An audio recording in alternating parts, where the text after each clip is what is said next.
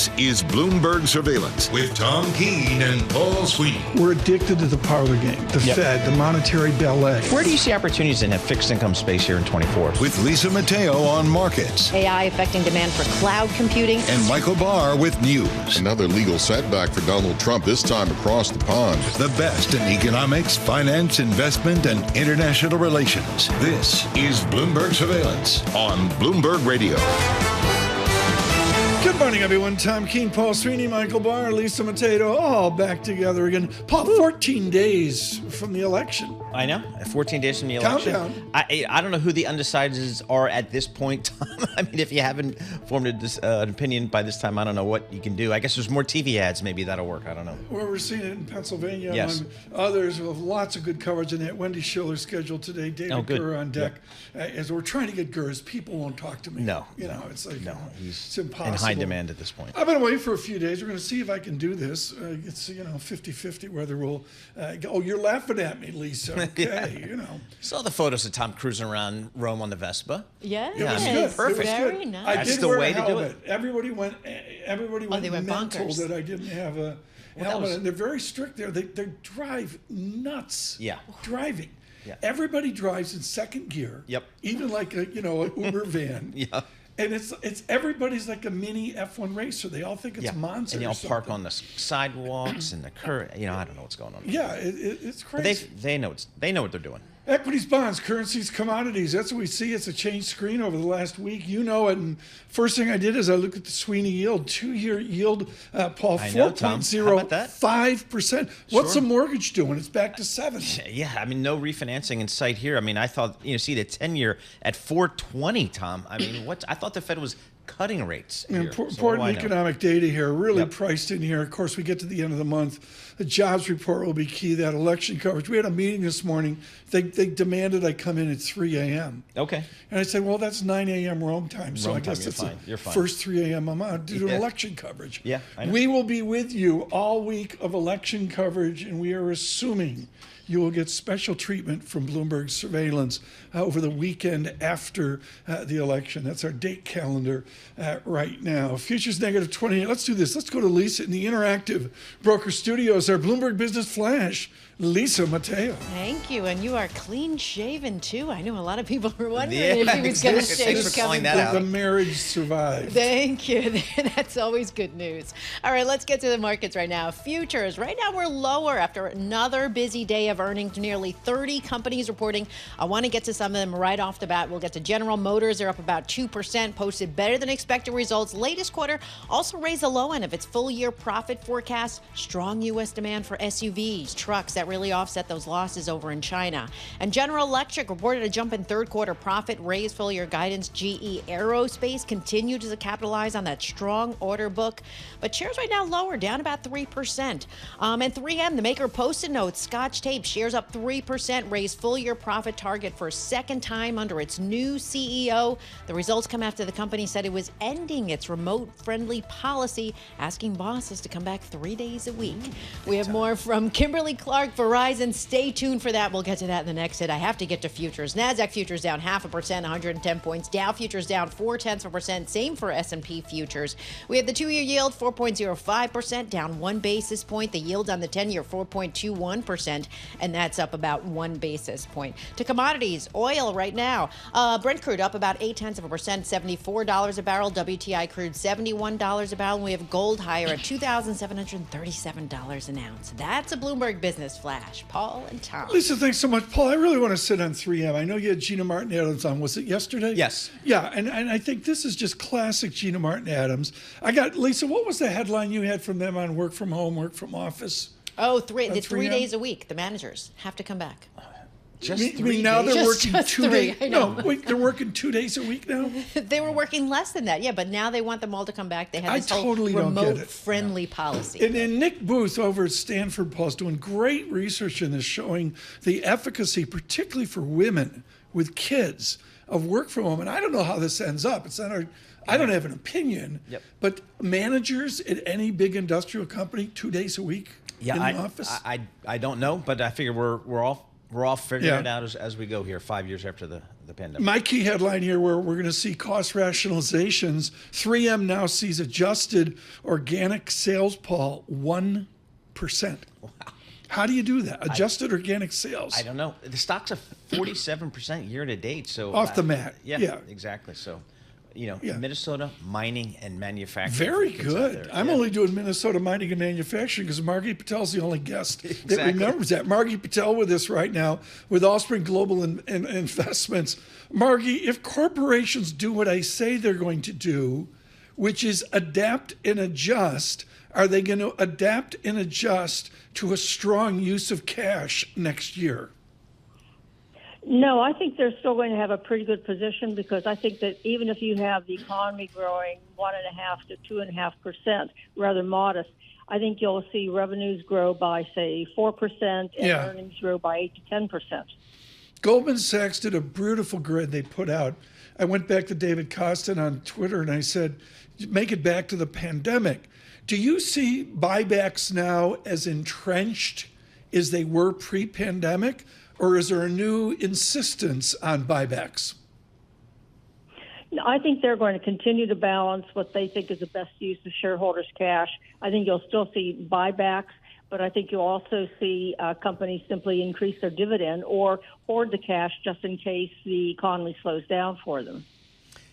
Mark, I'm looking at the INGO function on the Bloomberg terminal, the Bloomberg Index browser, and it showed me the best performance in fixed income has been U.S. corporate high yield at about 7.7% here. Talk to us about the U.S. high yield market. Has that been priced out, or is there still opportunity there in high yield? Well, it's interesting because high yield has been the best performing sector in the fixed income market in 22, 23, and so far in 24, in spite of expectations for a big correction. And the reason is the economy's been very good. The Fed, even when rates were at 5.5 for short rates, really didn't have tight financial conditions. And companies have used the last decade of zero interest rates to improve their balance sheet so they have cash on the books. They have very little short-term debt that's due. So they're in great shape. So yield spreads are very, very narrow today.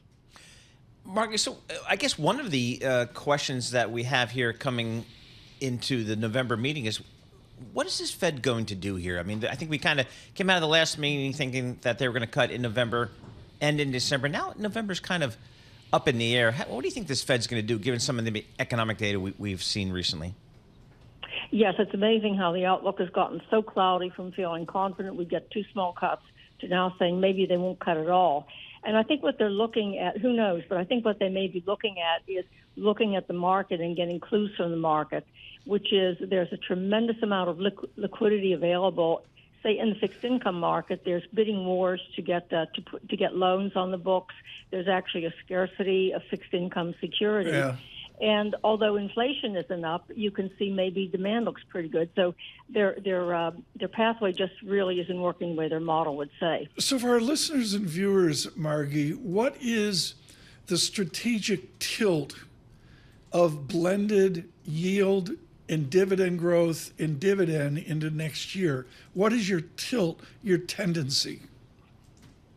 The tilt still is looking for stocks that have total rate of return growth and not looking so much at dividend yield, because I don't think you're going to see a big increase, and dividends aren't really that high. And also, when you look at the fixed income market, you're looking really at yields of, say, 6 to 7% for high yield, maybe 4% for BAA investment grade. That's not all that attractive compared to stocks. Margie, I'm just back from 5 days in Italy, and I come back to the toughest decision of my life, and I said, get Margie on in the 7A block. Margie, we're Red Sox fans. Do we go Yankees or Dodgers? I'll leave that to you. I would personally favor Dodgers, but you're the expert. Okay. See how she had her Nice. general Definitely counsel loved that pushing off on that. answer. Yep. Margie Patel, thank you so much with Allspring there, carefully phrasing the last question. This will be a source of conversation here. I'm going to make an announcement Thursday. Okay. Thursday call. I'm Thursday really call. on the fence. All right. Very good. You know, we'll see. We'll have to see. Futures negative 28, down futures negative 190. The VIX, come on, Paul, with the tension out there, the bond market, the VIX ought to be 21. It's not. No, 19 and change. 19.33. We'll have to see. With your news in New York City, Michael Black. Thank you very much, Tom, Paul, Lisa. Former President Donald Trump and his Democratic rival, Vice President Kamala Harris, are ramping up their campaigning in the final 2 weeks before Election Day. Trump made 3 stops in North Carolina, including in Asheville, where cleanup efforts continue after Hurricane Helene hit. On January 20th, you're going to have, I think, a new crew coming in to do it properly and help you in a proper manner. Meanwhile, Harris in Brookfield, Wisconsin, attacked Trump's Ukraine policy. Vladimir Putin would be sitting in Kyiv if Donald Trump were president. Liz Cheney accompanied Harris on a 3-stop swing that also included Pennsylvania and Michigan. Meanwhile, a tiny little error could make your mail-in ballot not count. Ben Hovland, the chairman of the U.S. Election Assistance Commission, says if your signature does not match the signature they have from you on file, it could get rejected. It is important for people to remember when they're signing their ballot envelope to take that seriously, try to replicate when they got registered. Most Americans get registered at the motor vehicle offices, so it was probably when they got their driver's license. Ben Hovland with the Election Commission also says your mail-in ballot will get rejected if you forget to sign your ballot altogether or don't get it there on time. Secretary of State Antony Blinken is scheduled to meet later today with Israeli Prime Minister Benjamin Netanyahu in Jerusalem. Blinken is on his 11th visit to the Middle East in efforts to engineer a ceasefire between Israel and Iran-backed militants since the attack on Israel more than a year ago. Hurricane Oscar caused at least 6 deaths in Cuba after hitting Sunday night. The island is also facing a long power outage, and it is raising tempers. It was the 4th night of the blackout. There were small protests and a stern government warning that any unrest will be punished. Global news 24 hours a day and whenever you want it with Bloomberg News Now. I'm Michael Barr. This is Bloomberg. Tom, Paul, Lisa. We're going here first because, folks, I'm going to make an announcement. I got therapy going and, and I'm talking to Dr. Michael Barr as well. Okay, we lost Babe Ruth and then we lost Mookie Betts to the Dodgers. Fox Sports has that as the 2 worst trades in history, both belonging to the Red Sox. But first of all, this is going to be like a dream World Series. If we were talking about this yesterday, if the TV execs can't make this work, I don't want to hear anything about streaming this, and we got to do that. It doesn't start at 9 p.m., so we can watch a little bit of it. Every game. Every game. Every game, 8:08. Yep. Somebody somewhere said that's time could to they start. just do one kids day, do a whole? No, they've written that off long kids ago. like 7 p.m., 6:30 p.m. Yep. Well, that used to be when Vita Blue was playing. Remember that when it was really on the afternoon. Yeah. So what's the betting on this? Is it like Yankees in 6, or Dodgers in 6? Is there like formal betting yet? I'm sure there is. Dodgers are slight favorite. Thank you. Dodgers are slight favorite. How did that happen? I don't know. All right. Well, Haley Koufax emailed me. Her tickets are 7 rows up behind third base. Nice. It's Chavez Ravine. Yep. I mean, she goes. She takes the fan. Lucas Shaw and she's got 6 guys. All our folks out in Bloomberg News out Lucas in LA, is they're huge diehard. firms. Yeah, huge fans. Do I see a remote happening here? Yeah. Forget the election. Let's go to LA. We'll have to see. This is going to be great, folks. For those of you worldwide, across this nation, Dodgers, Yankees, Dodgers is absolutely magical. First time in years the Yankees have made it this far. Yeah, over 20 years. Wow. Ari's a font of wisdom. I know. From New York City, Bloomberg Surveillance.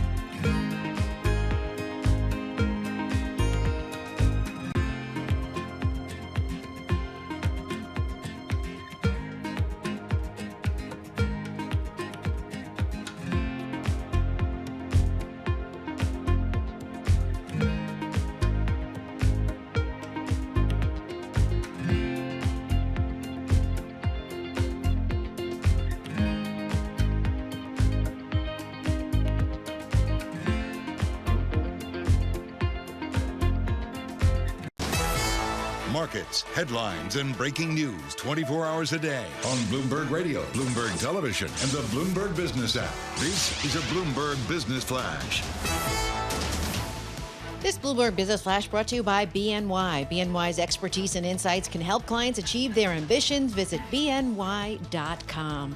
All right, into the markets we go. Futures right now lower with the S&P 500 set for its first back-to-back drop in 6 weeks. Now, Citi warned exposure to the S&P 500 has reached levels that were historically followed by a 10% slump. So let's see how things are shaping up. We have S&P futures down 0.4%, 27 points. Dow futures down 0.4%, 193 points. NASDAQ futures down about 0.5%, 111 points. The two-year yield 4.05%. That's up 1 basis point. The yield on the 10-year 4.21%. And that is up about 1 basis point. To currencies, with the dollar weaker, Japanese yen weaker at 150.90 against the dollar. The euro stronger, British pound weaker. We have Bitcoin down about 0.6% at around 67,000. More earnings coming in fast and furious this morning. Shares of Scott toilet paper maker, Kleenex maker Kimberly-Clark down 2%. Cut its forecast after a sales miss. Here's the thing: stores that sell the company's products, they're lowering their stocking levels.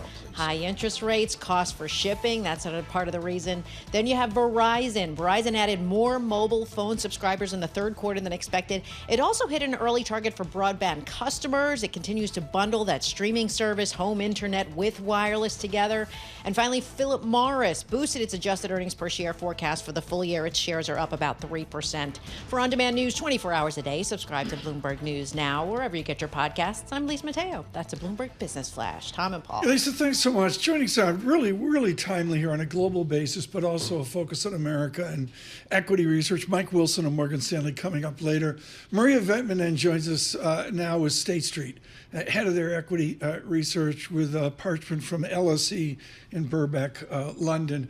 Maria, thank you so much for joining. Define State Street's view of American exceptionalism. Yes, good morning. That's actually a really good way of putting things. So American exceptionalists, you have economies are doing okay, earnings are coming absolutely fine, and then you have very aggressive central bank that wants to cut interest rates, kind of getting ahead of the recession, and then compare that to, for example, Europe, where we arguably already in recession, or parts of the Europe in recession, and central bank being very hesitant. So I think that's kind of explain American exceptionalism, and that's perfectly reflected in stock prices. And you see it, Paul, on this. You go to the earnings function, NI space ERN, which is the huge earning dump we get. And I get, Lisa says a stock's down 2-3%, up 2-3%. Everybody in America's adapting in real time versus other geographies. Absolutely. So I guess one of the questions here is kind of, it looks like the Federal Reserve is certainly in a cutting mood here.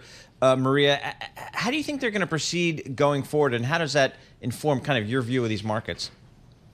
Yeah, I'd like to maybe take a little bit a step back. And market is absolutely obsessed with the size of the cut, the timing of the cut. We know the direction of travel is that Fed is very focused on getting interest rates lower and trying to engineer soft landing. So I think that's really what's really important for equity investors. So we're sticking with constructive view on the market overall. In terms of equity selections, you go for like better quality plays and stronger earnings, which are quite plenty.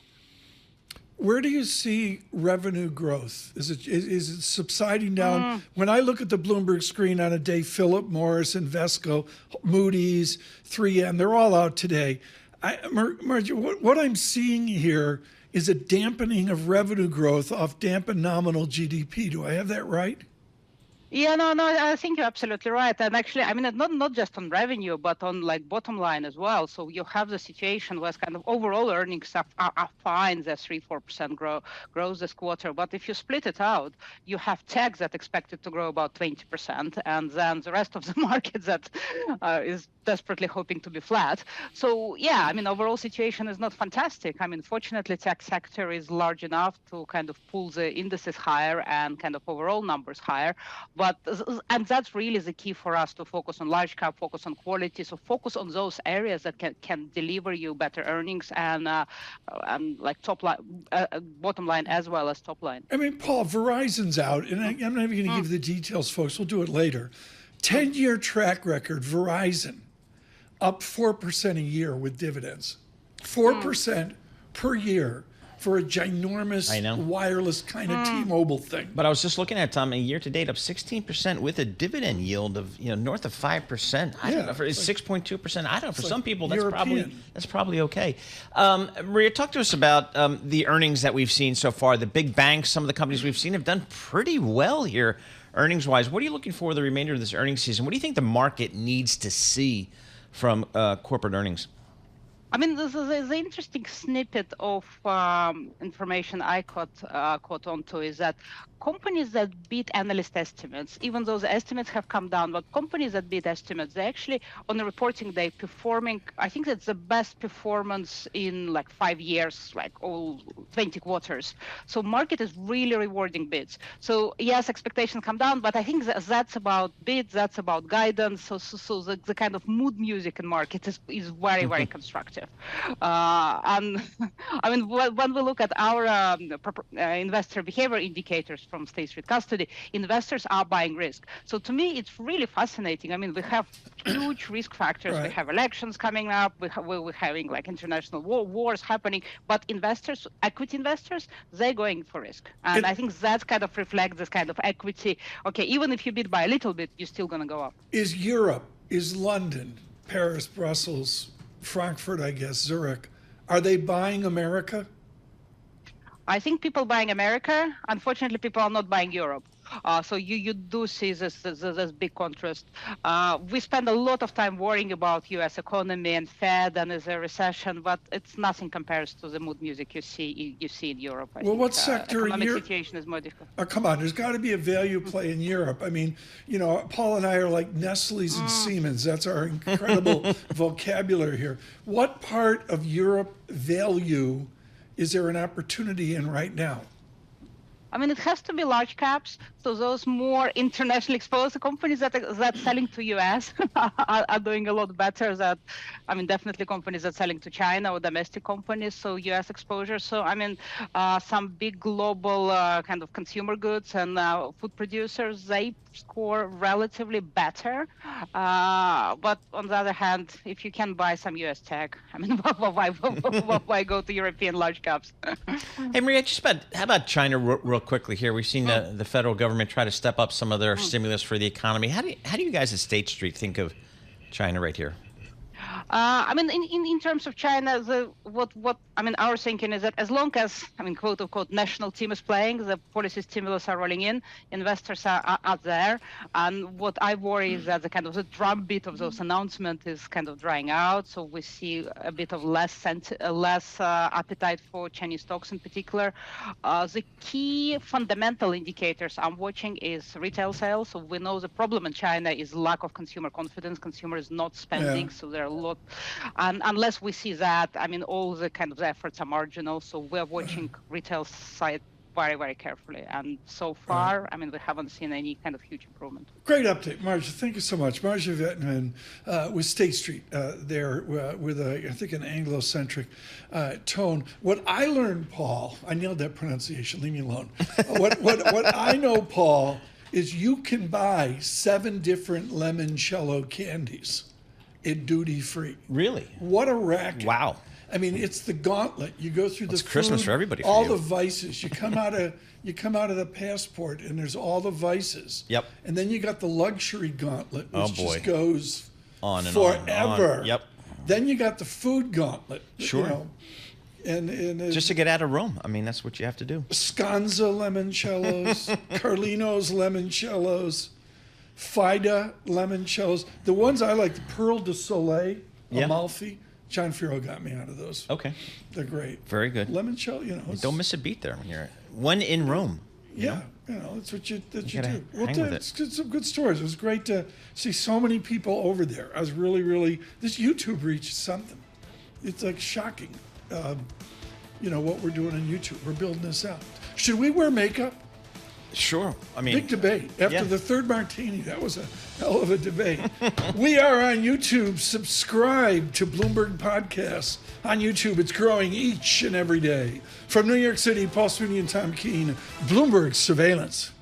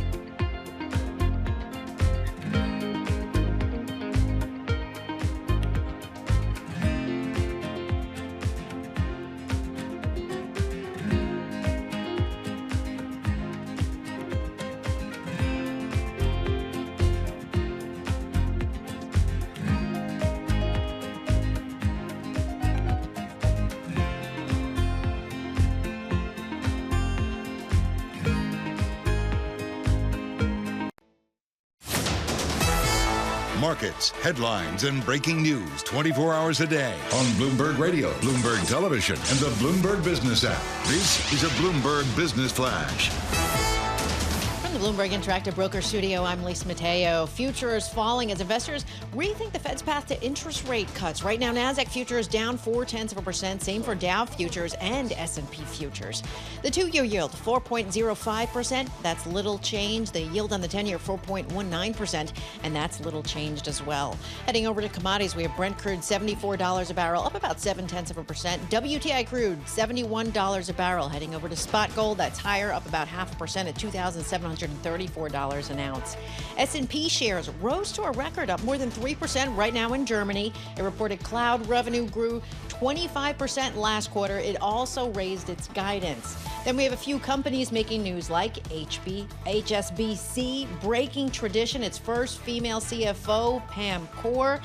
It comes as the bank unveiled its biggest restructuring in a decade. And finally, Walmart. They say they will offer prescription delivery to U.S. homes in as little as 30 minutes, and that could put it in better competition with places like Amazon. That is your Bloomberg Business Flash. Tom and Paul. 30 seconds here, Paul. Lisa, thanks so much. Great earnings. She does the earnings better than we do. Exactly. You know, she just kills it with all the. Tomorrow's worse. I think you have a day like a week from now where there's 412. Tomorrow's a big one. HSBC, when were they not, Paul, restructuring? I don't know. I don't remember when the Hong Kong and Shanghai Banking Corp wasn't in some form of restructuring. It's more than 150 years old here, the HSBC, and I don't know. The thrust is two banks. Yeah, it is. It's what they do in Asia, where they're huge in Asia, but they've got this London heritage as well. Yeah. So it's really just amazing, this institution. It should be one of those big global financial empires like J.P. Morgan. Yeah. But it's just not. And the research impact. Good morning, Stephen Major in Hong Kong, Max Kettner in London, many others at HSBC. Really appreciate the intellectual input we get every day. Sometimes we get it from people that write books. Ellen Wald's book on Saudi, on the royal family, is absolutely definitive. Senior fellow Atlantic Council. She joins us today, I guess on a barrel of Brent, but let me cut to the chase, Ellen. The royal family in Riyadh, in Jeddah, who do they want to win the presidential election? That is a good question. It's interesting because if you think about it kind of in the short term, they definitely seemed like they had very good relations with Trump. I think that's what it seems like on the surface. But I do think that they have actually have potentially more to gain in the longer term from a Democrat presidency, from a Harris presidency. If you look at what Biden has been trying to do with oil production in the United States, and for all intentions, it seems like Harris is going to pursue a similar strategy. I mean, we have the potential for no more leasing sales, for example, in the Gulf of Mexico, and that could severely curb U.S. oil production, which would definitely impact oil prices and make them go higher, which is good for the Saudis. Okay, I'm confused. You're telling me that a President Harris would take us away from American oil independence? Well, I think that I know that she says she supports oil production, and I think that that's a line that everyone does support. But if you look at what the Biden administration has done, especially at the administrative level, they've put a lot of curbs on oil leasing and gas leasing on federal lands. And particularly, there's some interesting stuff going on with the Gulf of Mexico and leasing there, but also with permitting. And there have been a lot of tightening of environmental regulations and permitting, both on land and also on sea and for offshore production. And that really has the potential in, not necessarily the next 2 years, but definitely, farther out, it has the potential to really restrict growth of American oil production, and also, what kind of oil we can see. We're producing 13 million barrels a day right now, but that doesn't mean that that's what we'll be producing next year, in the next 2 years, the next 4 years, or the next 10 years. Ellen, that's the supply side of the equation. How about on the demand side? When I think about the demand for oil, I think the marginal player here we have to have a good call on is China. What's the feeling about China and its demand for oil? Oh, absolutely. I mean, I think this is continuing to really rock the market. I think that the two factors that are really influencing the market right now are China demand. Where is this going? Because so far, the indicators are not looking good for Beijing, for China's economic growth, which would indicate lower oil imports going forward. But Beijing has talked about introducing some stimulus measures. The question is, what are these going to be? And without more information, without more concrete information, the oil market is going to continue to be very skittish about Chinese demand, especially in the short term. And so if these indicators continue to be unsatisfactory to the market, we could definitely see a pullback in oil prices.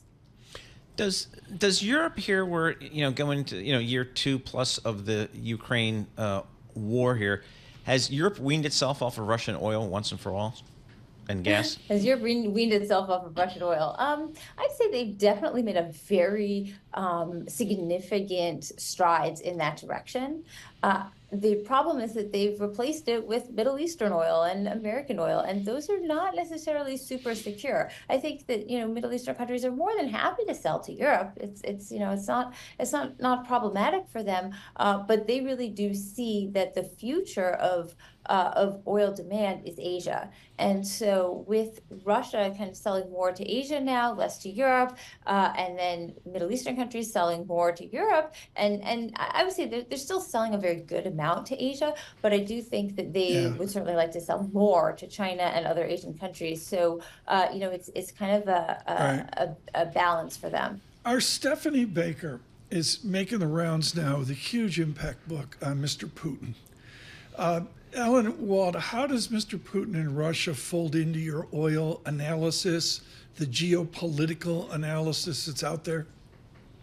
Yeah, I think that the West in general, especially the United States, really miscalculated what Putin was going to do in terms of global oil. I think that they really believed that this oil price cap policy was going to curb the revenue that he was going to be getting from the oil industry without sending oil prices sky high and by keeping Russian oil on the market. They really believed this. And I think that Putin and his oil industry has really shown a lot of resilience. He's getting a lot of money from other sources other than just the price of crude oil.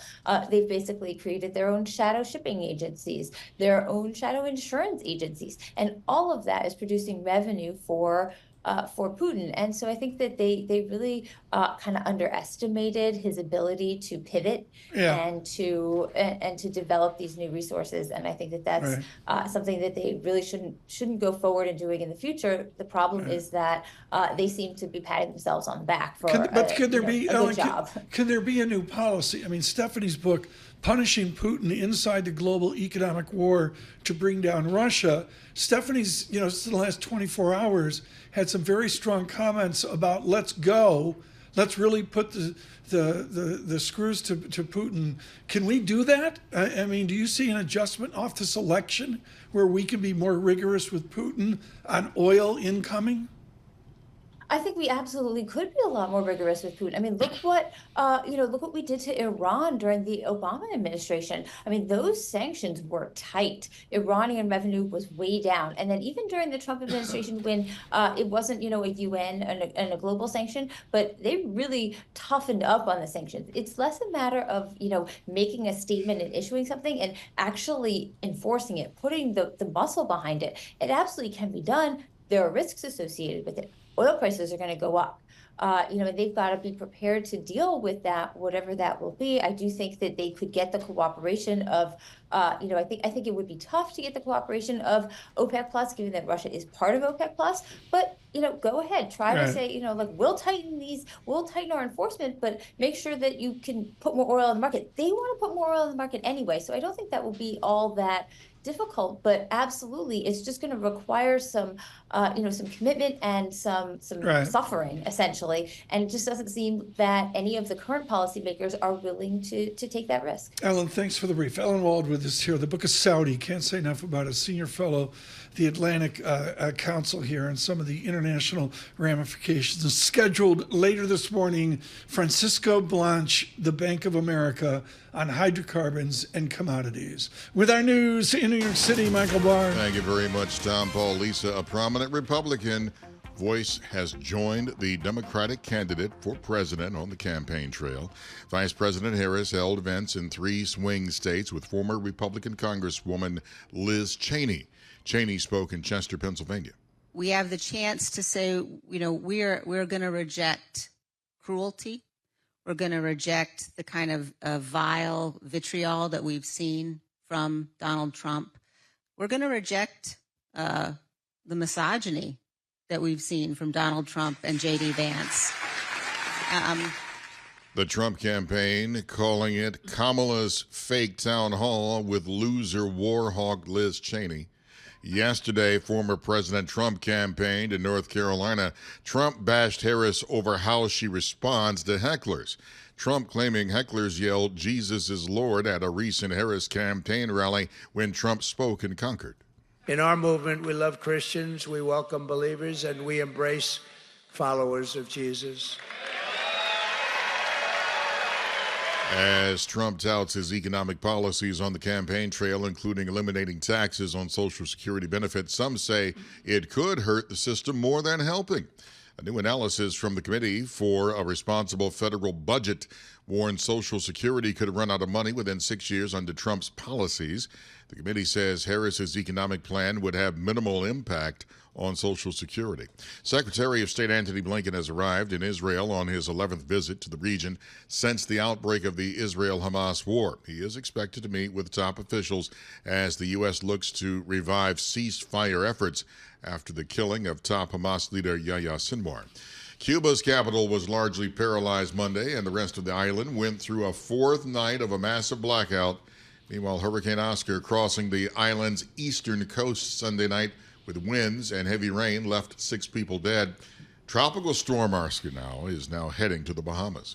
Global news 24 hours a day and whenever you want it with Bloomberg News Now. I'm Michael Barr. This is Bloomberg. Tom, Paul, Lisa. Michael Barr, thanks so much. So I'm having my 4th limoncello at the little coffee place below the Spanish Steps. Nice. Expensive, it was like, all right. Vivaldi was there or Yep. somebody. I don't Yep. know. And there's James Gorman. Yes. I'm reading the phone, and like everybody else, and James Gorman is taking over Disney.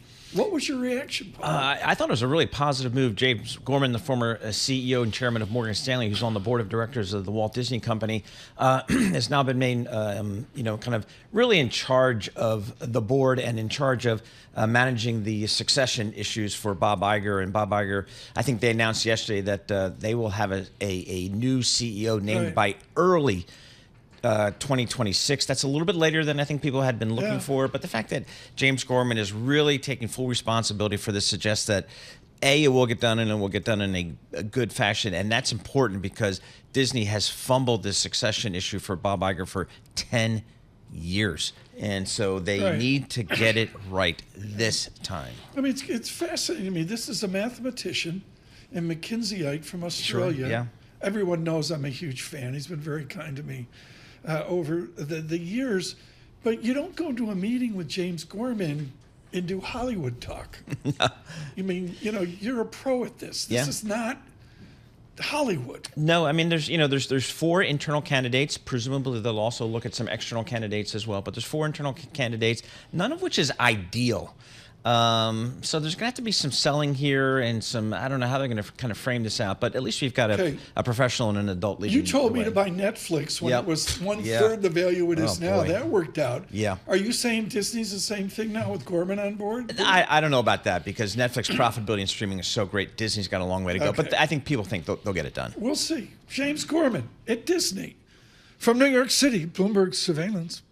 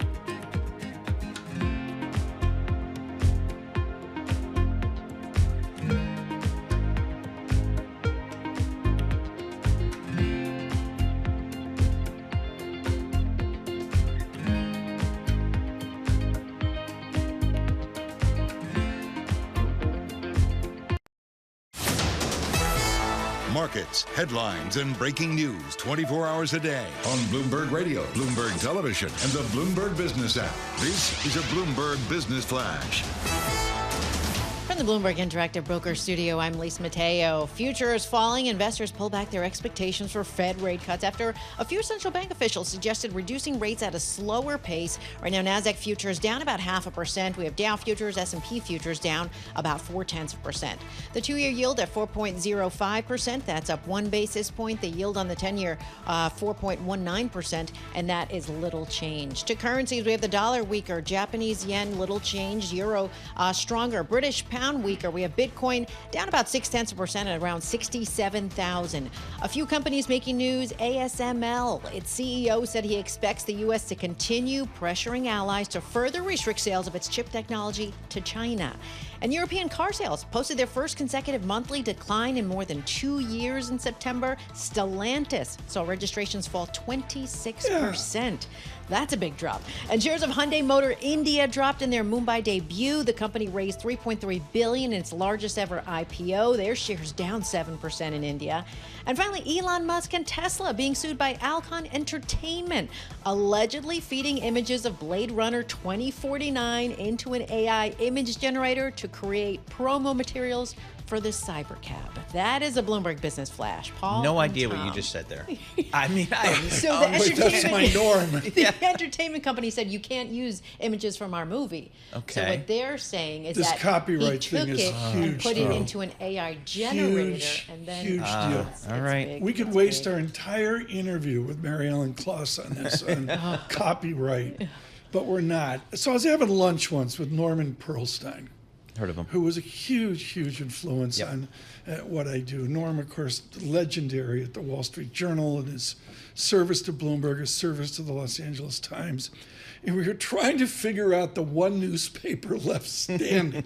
And we both agreed it was the Miami Herald. Oh, yeah. It is absolutely unique, folks. For those of you that aren't familiar, they are definitive in investigative journalism, and they haven't lost the pixie dust. So you say, okay, great. Who drove that? Who was the energy behind it? Mary Ellen Kloss joins us now to say she's a Bloomberg opinion columnist, barely describes the journalism, the actual journalism involved in her efforts at the Miami Herald. Mary Ellen, I want to go right to immigration. You have lived it with award-winning coverage at the Miami Herald. How do you discern the distinction of immigration of these two candidates? Well, I think it has a lot to do with how you view America. Because one candidate is willing to accept the fact that we believe in immigration and we assimilate and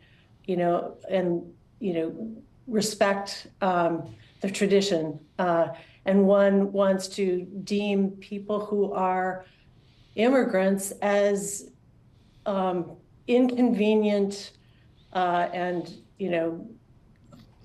people who should be returned to their home country. I think, as we know, both parties are absolutely deserve to be faulted for not making any progress in almost 40 years on immigration reform. And so both both leadership in both parties are extraordinarily at fault. But I think where we are right now is it's just kind of remarkable, the difference in their approach. With those different approach, who's going to pick up the Latino vote? I mean, it's just as simple as that. I mean, I read the same dynamics. I ignore the polls. Paul looks at the polls. I don't. but Marilyn Kloss, the Hispanic vote, or frankly, the Cuban vote of Miami, I mean, how's that going to play out here 2 weeks from now? Well, the Cuban vote is going to be a divided one. I've actually talked to somebody just this week who was talking about how it's kind of divided within the households. Many men are voting for Trump. Many women are voting for Harris. But I do think that it's very likely that Miami will continue to do what it does with among many of the Cuban vote, and that is vote Republican.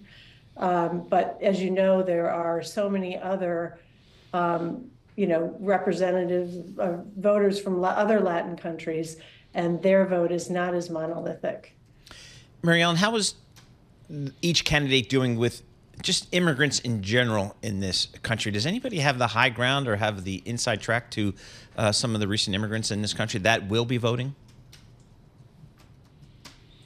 I do think that there is, it depends on where you are. There's also, it's an interesting issue because there are a lot of immigrants who have arrived and they've worked to, become U.S. citizens and naturalized, and they kind of see, I think, armed with a lot of misinformation, they are drawing conclusions about the fact that the new arrivals have it easy, or they're being given benefits that others that they were not given. Marilyn, I don't mean to interrupt, but I think this is so important, and you're so expert at this. Can we delineate and partition immigrants or migrants into separate, solvable categories, or are we going to generalize and lump them into those people over there? That's right.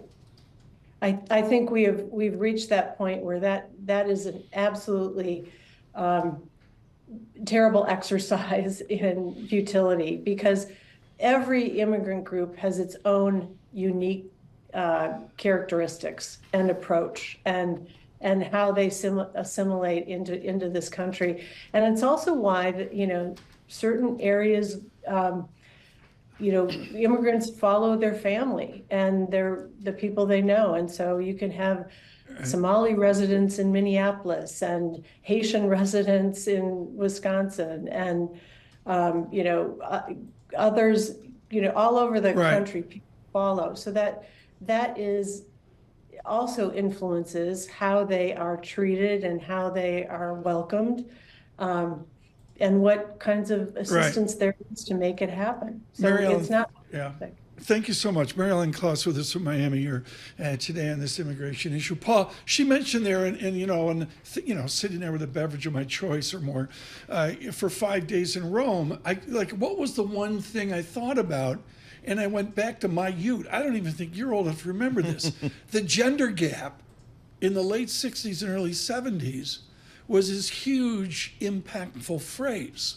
And I wonder 14 days from now, actually 16, 17 days from now, when we're doing our special coverage, is that really what we're talking about? Is a gender gap election? I don't know.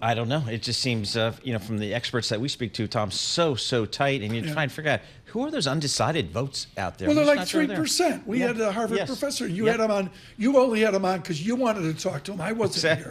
But, he nailed it. 3% undecided. 3% undecided. I mean, I don't know, and you're spending a lot of money to reach that 3%, that's for sure. Did you ever do fries at McDonald's? Sure. Like President 2 days. I lasted 2 days at the McDonald's on Olden Avenue in Trenton, New Jersey. Lisa, did you ever do that act? I never did. No. I never did. I never did the fast food. No. A Subway shop. I did work a Subway shop. Okay. Well, that counts. Yeah. That counts. But not fast food. No fries. No. Yeah, okay. They looked at me. I couldn't handle it, so I went and pumped gas for a summer. I did much that. better. Yes. Enjoyed it. And then the really good thing is when you have the gas thingy and you don't rewind it for the next car, so that you're telling the guy, that'll be $42, sir. And they're looking at you like, yeah, who are you? Bloomberg Surveillance this morning, and we're brought to you, and we're thrilled to say thank you to IBKR. With the Interactive Brokers Forecast Trader, you can trade your views on the 2024 elections. Just to answer yes or no, visit ibkr.com/forecast and get started today. Interactive Brokers Forecast Trader, the views on the 2024 elections. ibkr.com/forecast. Thank you for that as well. My biggest problem is restaurants in Rome, Paul, that play American music. I'm like, really? Wow. Do I need to come to Rome to hear Fleetwood Mac? I was about to say who? But I'm sure you found some good restaurants. You had some good food. The food. Yeah. The food is overwhelmingly a level up. Right. Everywhere. Yeah, they know what they're doing there. We say good morning. It is a Tuesday, a dash to the election, our special coverage. Wendy Schiller later, Bloomberg Surveillance.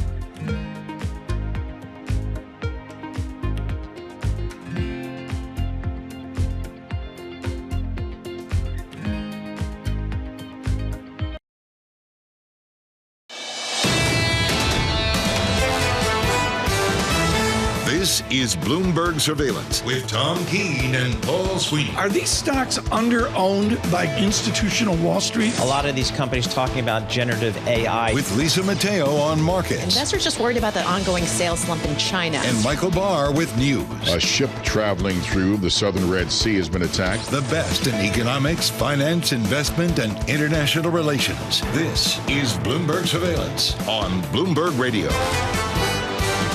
Good morning, everyone. Paul Sweeney, Tom Keene, Michael Barr, Lisa Mateo. Get to it quick here. Mike Wilson coming up for the entire half hour. Looking forward to discerning with him the path forward for the Standard & Poor's 500. Futures negative 27, Dow futures negative 178. Paul, what do you see in earnings? Yeah, I'm seeing some pretty solid earnings time. I'm still thinking back to the big banks that reported last week. Really solid results across the board.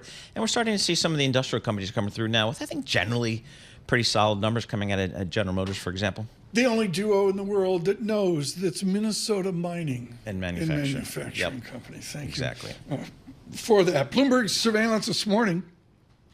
We're brought to you by Cohn Resnick, Advisory Assurance Tax. Discover optimization strategies that are helping CFOs to make their finance function more competitive, more resilient. Talk to Cohn Resnick's advisors, and we thank Cohn Resnick for their support. From the Interactive Broker Studios, our Bloomberg Business Flash, Lisa Mateo. Good morning. Yeah, futures falling. Another busy day of earnings.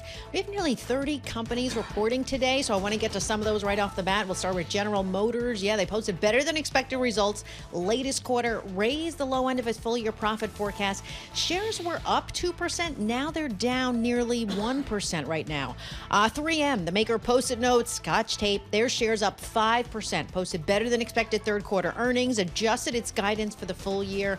And finally, General Electric reported a jump in third quarter profit, raised its full year guidance. GE Aerospace continued to capitalize on that strong order book, but third quarter adjusted revenue, that fell just shy of estimates. Their shares now lower, down about 4%.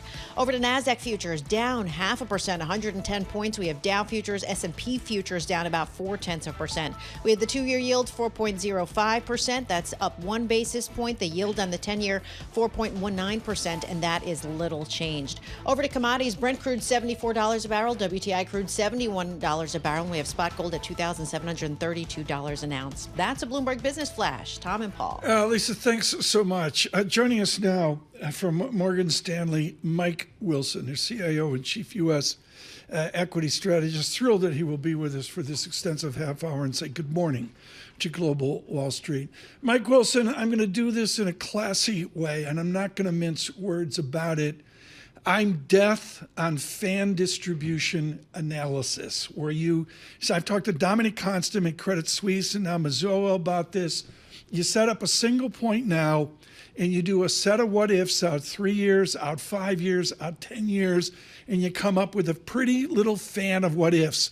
I don't see that in Mike Wilson research. I see guesstimates, the rigor of an Excel spreadsheet. I see single point scattered out charts. Can fan distributions like one of your competitors came up with this week to give us a 3% SPX, can fan distributions work? Well, I think it depends on how you utilize them. I mean, we do a bull bear base case. We've done that for, the duration of as long as we've had this job. And I think every investor does that. It's called a risk reward. It's what's my upside, what's my downside. And then you basically skew your positioning based on whether you think the downside or upside case is more likely, whether we're talking about a single stock or the S&P 500. So it's no different. I don't think that's a unique approach. I think that's the way most investors think about how to put money to work. And so I think it works, but I mean, it doesn't mean you're going to be right. That's the thing. Do you bet on the bull case or you bet on the bear case at any given time? Depends on how things play out. Is it play out the way you think it plays out? Paul, you lived this at Credit Suisse, where Dominic was sitting there trying to do extrapolations and future forecasts of interest rates, and he and Ira Jersey had these wispy little charts that they enjoyed being wrong on for over a decade. Exactly right. And so, Mike, one of the things I think a lot of investors are thinking about here as we think about kind of what's the next leg to this market in any direction is what's going to lead us there is, kind of for most of our listeners and viewers, technology has been the sector that's led this market for, positive or negative. How do you think about technology in the tech sector? And I don't know if that's just AI or broader in terms of a leadership position for this market. Well, I think that's a little bit of a mistake to say it's just been tech, because the reality is that if you look at the technology sector in an equal weight basis, or just look at the average technology stock, it's actually underperformed the S&P 500. What's really worked in the last, I'd say, 2 years, and really the last 10 years, is high quality, large cap stocks that can operate in the environment that we're been given. And the environment, we've described this very clearly, which is we're in a situation where you're in a fiscal dominance, where the government is just getting bigger and bigger every year. And in doing so, they're essentially crowding out a good chunk of the private economy. And so who benefits in the world that we live in? Large cap companies with scale who can operate in this environment. And that's what's working. So it's not just tech companies. I mean, it's consumer discretionary companies, it's healthcare companies, it's even some energy companies. Okay, like if you have scale and you're operating well, that's what's driving the index higher. That's what has been driving the index higher. That's starting to change a little bit here recently with the Mag 7 underperforming since July. And there's a bit of a broadening out going on. But the broadening out is still happening at the sort of quality level, meaning the market still doesn't really want to go down the quality curve or to companies that have bad balance sheets, et cetera. They're just going into different high quality stocks across the complex. Mike, we're kind of just starting to get into the teeth of this earnings season. We've had some really good numbers coming out of global Wall Street so far. What do you think the market needs to see out of corporate America over the next couple of weeks in terms of earnings? Well, you're right. I mean, like as usual, companies have managed the numbers lower going into the quarter. That's not unusual. This quarter was a little bit more negative in terms of the revision. So the bar has been lowered. They're going to jump over the bar. And with the market, like what investors are what they're going to buy are companies that not only beat the lower bar, but then give you some confidence that there's actually some acceleration coming. The thing that's been missing in the last 3 or 4 quarters is we don't have any broad acceleration in order growth, or where's the exogenous positive growth shock going to come that's going to rise, lift all rising boats. And so that's why it's become very idiosyncratic, right? That there's a lot of winners and there's a lot of losers right now, and there's share gains going on, and those are the things that investors are keying off of. Who's operating well in this environment, and I think that's going to continue to be the game that's played. I look at Mike Wilson like NVIDIA. You got Joseph Moore, covered him. I know you guys aren't on speaking terms, but when you listen to a guy like Joseph Moore on NVIDIA at your Morgan Stanley, how far out is your terminal value on Mag 7 and on the rocket stock NVIDIA? Do you have to justify its existence by going out not 3 years, but 7, or dare I say a decade? Actually, Joe and I had dinner last night with some clients, so we are speaking. Okay, well, tell us about the dinner. No, stop. This is too much. Tell us about the dinner, Mike Wilson. Give us some insight. It was very enjoyable. It was a very enjoyable dinner with about 20 clients. It's excellent food and great conversation. But Joe, I mean, look, Joe has had the right view. He's been very bullish on the AI winners, and he hasn't been very bullish on the broader semiconductor complex, right? And this is a perfect microcosm of what we were just talking about. Even within semiconductors, okay, you have the big winners, which everybody knows, and then you have a bunch of companies that really just aren't seeing any acceleration in their business because the global economy is kind of and that's what we got. And so in the case of NVIDIA, I mean, Joe said a great call. I mean, he's not looking 7 years out because it's silly to try and predict that, but he is looking out probably several years. We talked about that last night, which is there's a lot of visibility for 25, and then 26 is when the visibility starts to come down. So the stock will start to discount that at some point. Right now, the momentum is quite good. I mean, Mike Wilson, I got to ask this question. We got to go to break, and we're going to come back with Mr. Wilson if he deems to. Solid. Mike Wilson, when you heard that James Gorman was going to Disney, were you like the football player leaving the field, we're going to Disneyland? I mean, what were your thoughts when your fearless leader who changed your company announced he's going to wander over and help Mr. Iger at Disney? Well, that was a while ago. He's now the chairman of the board. It doesn't surprise me at all. James is really, really good at this. Managing companies. He did a great job here. I wish him the best, and I think it's exciting for him. So it's the next great chapter for him. We'll have to see. We're going to come back with Mike Wilson. Lots to talk about here on, the path of your equity investment in 2025. Lifting the market. Futures are negative 23. Mike Wilson's lifted it up to negative 20 on the futures. With our news in New York City, Michael Barr. Thank you very much, Tom, Paul, Lisa. With 14 days left till the election, the latest poll of registered voters from Reuters and Ipsos shows Kamala Harris leading Donald Trump by 3 percentage points. That's within the survey's margin of error. More from Bloomberg's Mike Shepard in Washington.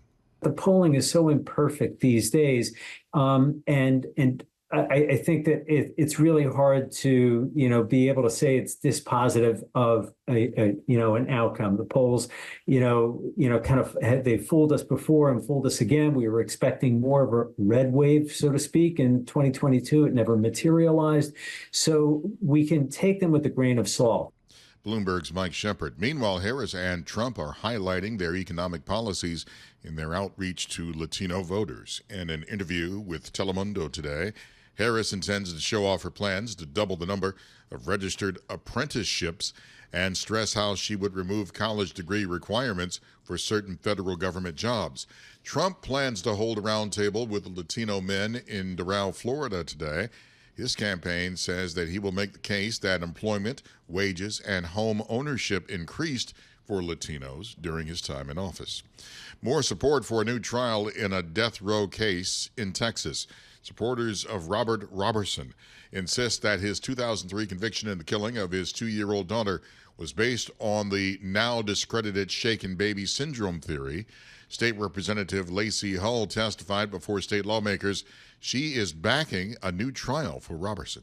Let the jury make up their mind, but he deserves a real defense and a fair trial. Robertson has some high-profile support, including psychologist Phil McGraw, better known as Dr. Phil. If we start executing people in Texas absent due process, absent fair trial, we are going down a really dangerous road. Also among Dr. Phil supporting Robertson, author John Grisham. Global news 24 hours a day and whenever you want it with Bloomberg News Now. I'm Michael Barr. This is Bloomberg. Tom, Paul, Lisa. I'm getting up to speed on this. I guess it was the final NFL game in London. They play a number of them. They do, yep. And it was, I guess, Jacksonville and the Patriots. It's kind of almost their home away from home for Jacksonville. And, They're all the time. And is this working? Because I was actually in the city for one game and I got nothing. I mean, there was. Well, is it basically Americans flying over to see a game? Well, in yeah, London? it's. I remember because there was a friend of mine held a party when the Jets and the Vikings were playing in London. So this is a big thing. Yeah, but Doug Cass sent me the numbers while I was in Rome. Thank you, Doug, for that. The Japanese ratings on the last LA Dodgers game were bigger in Japan than they were in America. I mean, I believe I just said that correctly. I think so. Like baseball's getting the international thing. Do you guys see American football getting that international thing? I think it will, because I think the American football is just dominant here in the U.S. It is a juggernaut, and if they set their sights on the UK or on continental Europe or on Latin America, I think they'll have success there. I didn't have to watch F1 in Rome because everybody there drives like it's F1. It's scary. I mean, you're in the car with your seatbelt on going, whoa. Well, I predict one day you're going to have a team based out of London. Really? You NFL. think so? I think that's going to happen. Could be Jacksonville. Yeah. Wow. Fascinating. Well, we'll have to see. I believe the Patriots lost that game. It's like, it's a rebuilding year, I guess is what you could say. Mike Wilson with us. Good morning.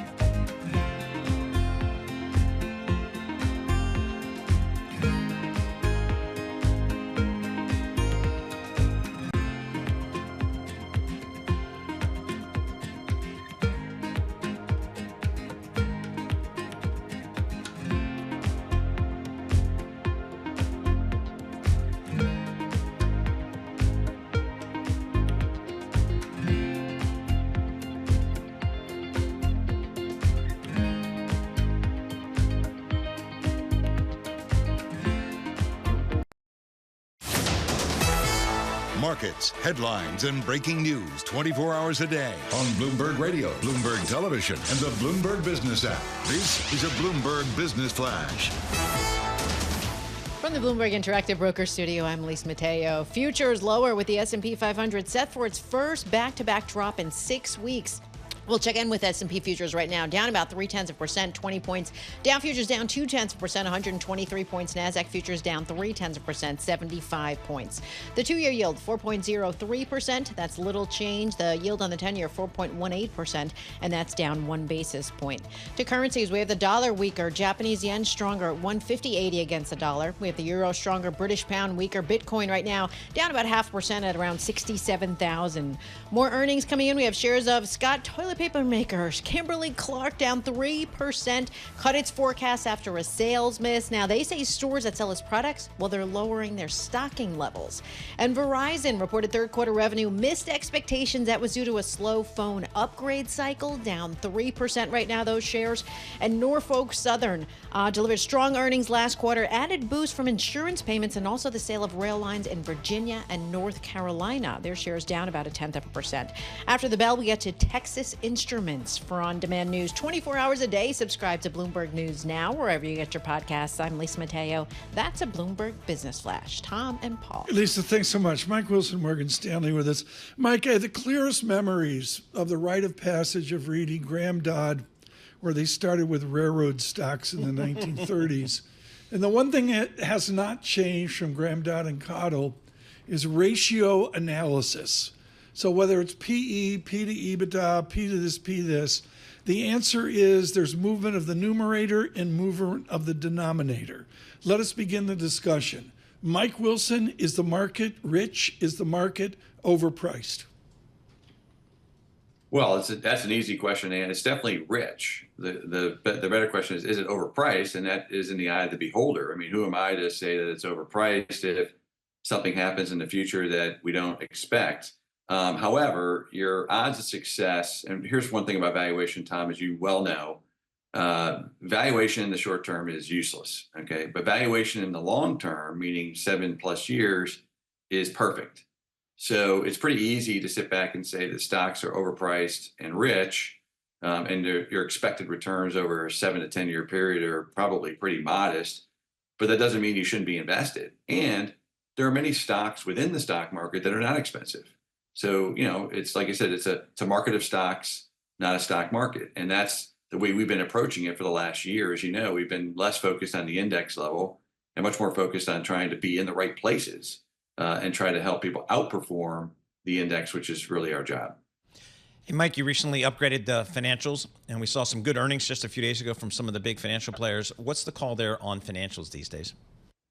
Well, that was definitely part of it. So, we noticed that going into earnings season, expectations had come down. A lot of the bigger institutions had lowered expectations. So it was an easy bar to jump over, easier than others even. And, with the bull steepener that's going on in rates since the labor market came out, that's actually quite positive for big banks. And so that was an easy call in many ways. It's worked out so far, knock on wood. We do think there's follow through because from our data, it shows anyways that most institutional investors are still underweight the sector. And I think so financials, at least the large cap quality financials, look to be a good place to be still. You may have noticed we've got an election coming up in 2 weeks. When you talk to your clients, how do you kind of frame that in the short term here and maybe even the intermediate term? Yeah, I mean, the election has definitely taken a lot of the air out of the room as it usually does at this time of the contest. It's very closely measured by the polls, not as closely measured by the betting sites. As you know, it's sort of 60-65% Trump now. Right. And the market is kind of taking notice to that. So what I would say is that the market has definitely moved into sort of a Trump victory, if not a Republican sweep victory. And the stocks and areas of the market that would do better, and financials is part of that, by the way, under a Trump win, has started to perform.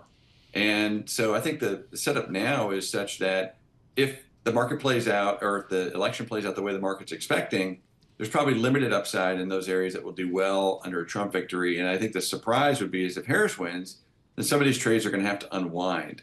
So this is really front and center right now for the next 2 to 3 weeks. I think this is probably 50 to 60% of the conversations we have. People are trying to just manage this. And then once the election's over, I think then the market will look forward to, okay, what should I be owning now that this event is behind us into 2025? Mike Wilson, I'm going to go to the heart of the matter, which is you were cautious on the market while we had a leg up in this 2-year, whatever it is, bull market. But the great Mike Wilson reality is you were invested. I didn't see Mike Wilson timing the market. In this bull market, forget about shorts. I mean, trust me, folks, I've been short and wrong. I've enjoyed that feeling. Good morning, Jim Chanos, the giant of all this. But Mike Wilson on market timing. If one thing we've seen here, Mike, it's just a brutal exercise, isn't it? Oh yeah, there's a whole graveyard of people, of market timers. We do it as part of our job. I mean, we're asked by clients to kind of, whether it's the S&P 500 or sectors or stocks. I mean, that's our job. And that's most, asset managers' job is to try and time when to buy certain stocks or do certain things with their investments. And I mean, look, sometimes we get it right, sometimes we get it wrong. I would say we had a stretch where it felt like we got everything right. And of course, that never lasts. The good news about investing is you can always change your mind, which we've done. And we've, raised our targets and we've changed our strategy to deal with what the market's giving us. And that's really the game, is just take what the market gives you. Don't fight what the market's telling you. That's the best analyst in the world, is what the market internals are saying. We use it as part of our process, actually. And I think that's the best way to be, is just be humble about it. And don't be afraid to say, hey, we were wrong. I mean, I think some people are expected to be right all the time, and nobody is. And being wrong is not a sin. It's just, staying on the wrong side of things for too long is a problem. But Paul, the heart of this is Wilson's playing. He's participating in the market, say with Gina Martin Adams and Brian Belski coming up and all. These people that are go to cash. I mean, come on. In this bull market, they've been wiped out. Yeah, I absolutely. And don't try to time the market, is what we've heard from the pros, including Mike Wilson. Mike, as we think about going into 2025, should we be focusing? I mean, what's going to drive this market? Is it going to be the Fed and the parlor game that Tom hates to play, or is it going to be good old fundamental earnings and fundamentals and that kind of thing? Well, it's all the above. But I think the thing that we're focused on right now, anyways, is, look, we've been in this world of fiscal dominance for a while. We've gotten that right from 2020 on. We traded it really well at the beginning. We didn't trade it well, so to speak, in 22, 23, or in 23 in particular, and even into this year. But I think the consequences of that now are going to come front and center. And what I mean by that is, what we're focused on is, the dollar and rates. Does that come back into the picture again, which then makes equities, vulnerable to a correction at the macro level? We'll see. But I think that's going to be, like right now, what we saw in the last couple of days is rates are breaking out above the 200-day moving average. We're seeing actually term premium come back into the market. The dollar's been very strong, and that's a governor on liquidity. So I think that's the thing we're going to be watching going into 2025. And of course, what we've been waiting for is this reacceleration that seems to be elusive. And so what we need to see is growth accelerate next year. We have acceleration in our forecast, 12% earnings growth for next year after about probably 7 or 8 this year. So that is good, but that's price. I think we need to see more than 12% earnings growth next year to get this market to really power higher at the index level. Yeah, Mike, I'm supposed to ask now Dodgers or Yankees, but I realize for you that's a secondary effort. Michigan State or Michigan? I mean, what do you think there in a rebuilding year at Ann Arbor? Yeah, I mean, this is one that's more important to Michigan fans than you might think. I mean, Ohio State and Michigan State, you cannot lose those games. Doesn't matter, no excuses. You got to show up, and I'm confident that Big Blue will show up this weekend. Nice. Well, Big Blue. So you got the Dodgers in there. He got the Dodgers in there. Mike Wilson, thank you so much with Morgan Stanley. Huge response when Mr. Wilson is on. Thank you for that. Out on YouTube, live chat as well. Greatly appreciate it. I mean, Dodgers, I got goosebumps. I mean, it's like, what do you think, Paul? You're the Yankees fan, right? Yeah, I'm the Yankees fan. I'm the Yankees fan. I feel good about the Yankees, but the Dodgers are really good. I think 7 games and go for it. Really? You think to go to 7? I think so. You're thinking like Fox, right? Yes, exactly. A lot of advertising time to sell. Yeah, we'll have to see. Very exciting. We'll have team coverage from Los Angeles scheduled to be out there poolside at the Sunset Tower Hotel. Paul Sweeney, Tom Keene, Lisa Mateo, Michael Barr. It's a great idea. Bloomberg Surveillance.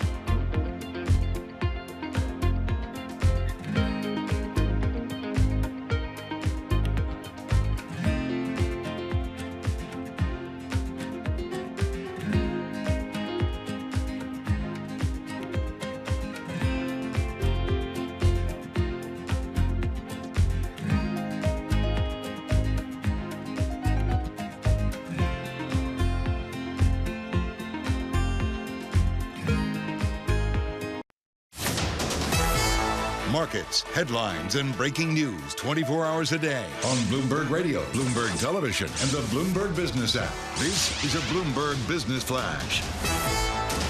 From the Bloomberg Interactive Broker Studio, I'm Lisa Mateo. Futures falling. Investors kind of rethinking the Fed's path to interest rate cuts. Right now, we have NASDAQ futures down 0.4%. Dow futures, S&P futures down about 0.3%. To the two-year yield, 4.03%. That's little change. The yield on the 10-year, 4.19%, and that is little changed as well. To commodities, we have Brent crude, $74 a barrel. WTI crude, $71 a barrel. Spot gold higher at $2,735 an ounce. Few companies making news. HSBC breaking tradition. Its first female CFO, Pam Kaur. Now that comes as the bank unveiled its biggest restructuring in a decade. Now over to Walmart. It said it's going to offer prescription delivery to U.S. homes in as little as 30 minutes, and that could put it in better competition with places like Amazon. And finally, Lululemon partnering with Fanatics and the National Hockey League, designing fan apparel. So, Tom, yes, you can get that hockey hoodie from Go Montreal. Lululemon. Yeah. Lululemon tights? I don't Not see the it. tights, Lisa, no. I don't see it. No. But the hoodie, But there you go. Neither you nor Alex Steele will go Lululemon, right? No, a little bit too much. See, there. I was so old, we had, for our socks, we had garter straps, like a garter belt thing. Jesus. And then they went away from that. I wonder, are they doing Lululemon now? To hold the shin pads on? And I don't know. I assume they are. We'll see. Are you done, Lisa? Yes, I'm done. Bloomberg Surveillance this morning. All of our economic coverage is brought to you by Commonwealth, supporting more than 2,000 independent financial advisors, a 2-to-1 advisor to staff ratio, small firm attentiveness, big advisor impact. Go to commonwealth.com to learn about their consultative support in technology. When we invented this act years ago, we knew it was singularly the conversation of our guests, and the honor of going from Mike Wilson of Morgan Stanley to Brian Belski of BMO Capital Markets is what the show is all about. We welcome all of you across the nation, and we'll get to Minnesota in a moment. Brian, you have killed it on this bull market. Let's get back to first principles. What's a gloom crew get wrong? Stay invested. Going back to the hockey thing, do you remember the silver things that we connected to your sock that sometimes if you got them wet, they'd break or they'd rust? Yeah. That I'm that old too. You're that old? Or they broke off and you'd have to get a dime. Exactly. To do it. Exactly. And you hoped it wasn't a silver. No. Okay. At least it's like blushing. Okay. Look, it's hockey talk. It's hockey talk. We're not going to talk about taking showers and sinks. No. On a road game. What does a gloom crew get wrong? I think stay invested. I think trying not to time. I think people have become so afraid to be wrong they don't want to be right. I think part of this is a function of what happened during the tech wreck that was exacerbated during the great financial crisis, which created the generational buying opportunity in 2009 when we came out with our 25-year secular bull market call in 2010. So we remain resolute on this. We're entering year 3 of the bull. And I think, going forward, our longer-term trend has been normalization. We've been talking about it for 3 years. But I've been dying to get you on. I'm so happy you're here. Thank you as I so come back much. from Europe. And Paul's got a million questions. Let me go right here. Your research note is one of hyper acuity. A competitive firm has just done a fan distribution exercise out 10 years. I look at it with my math knowledge and I'm like, okay, I get it. It's a marketing exercise, but what is the value of a 10-year fan distribution extrapolation? Yardeni's on the top of the green line. It's 7%, roaring 20s. I'm lost, Brian, acuity. Tell us about fan distributions. 10 years, we're on radio. Keep it clean. We're on the radio. Keep it clean. Listen, the 10-year spectrum, and any time when you're talking about those kind of things, I think people all of a sudden get glossy-eyed because it's really more about 10 days right now, or 10 weeks.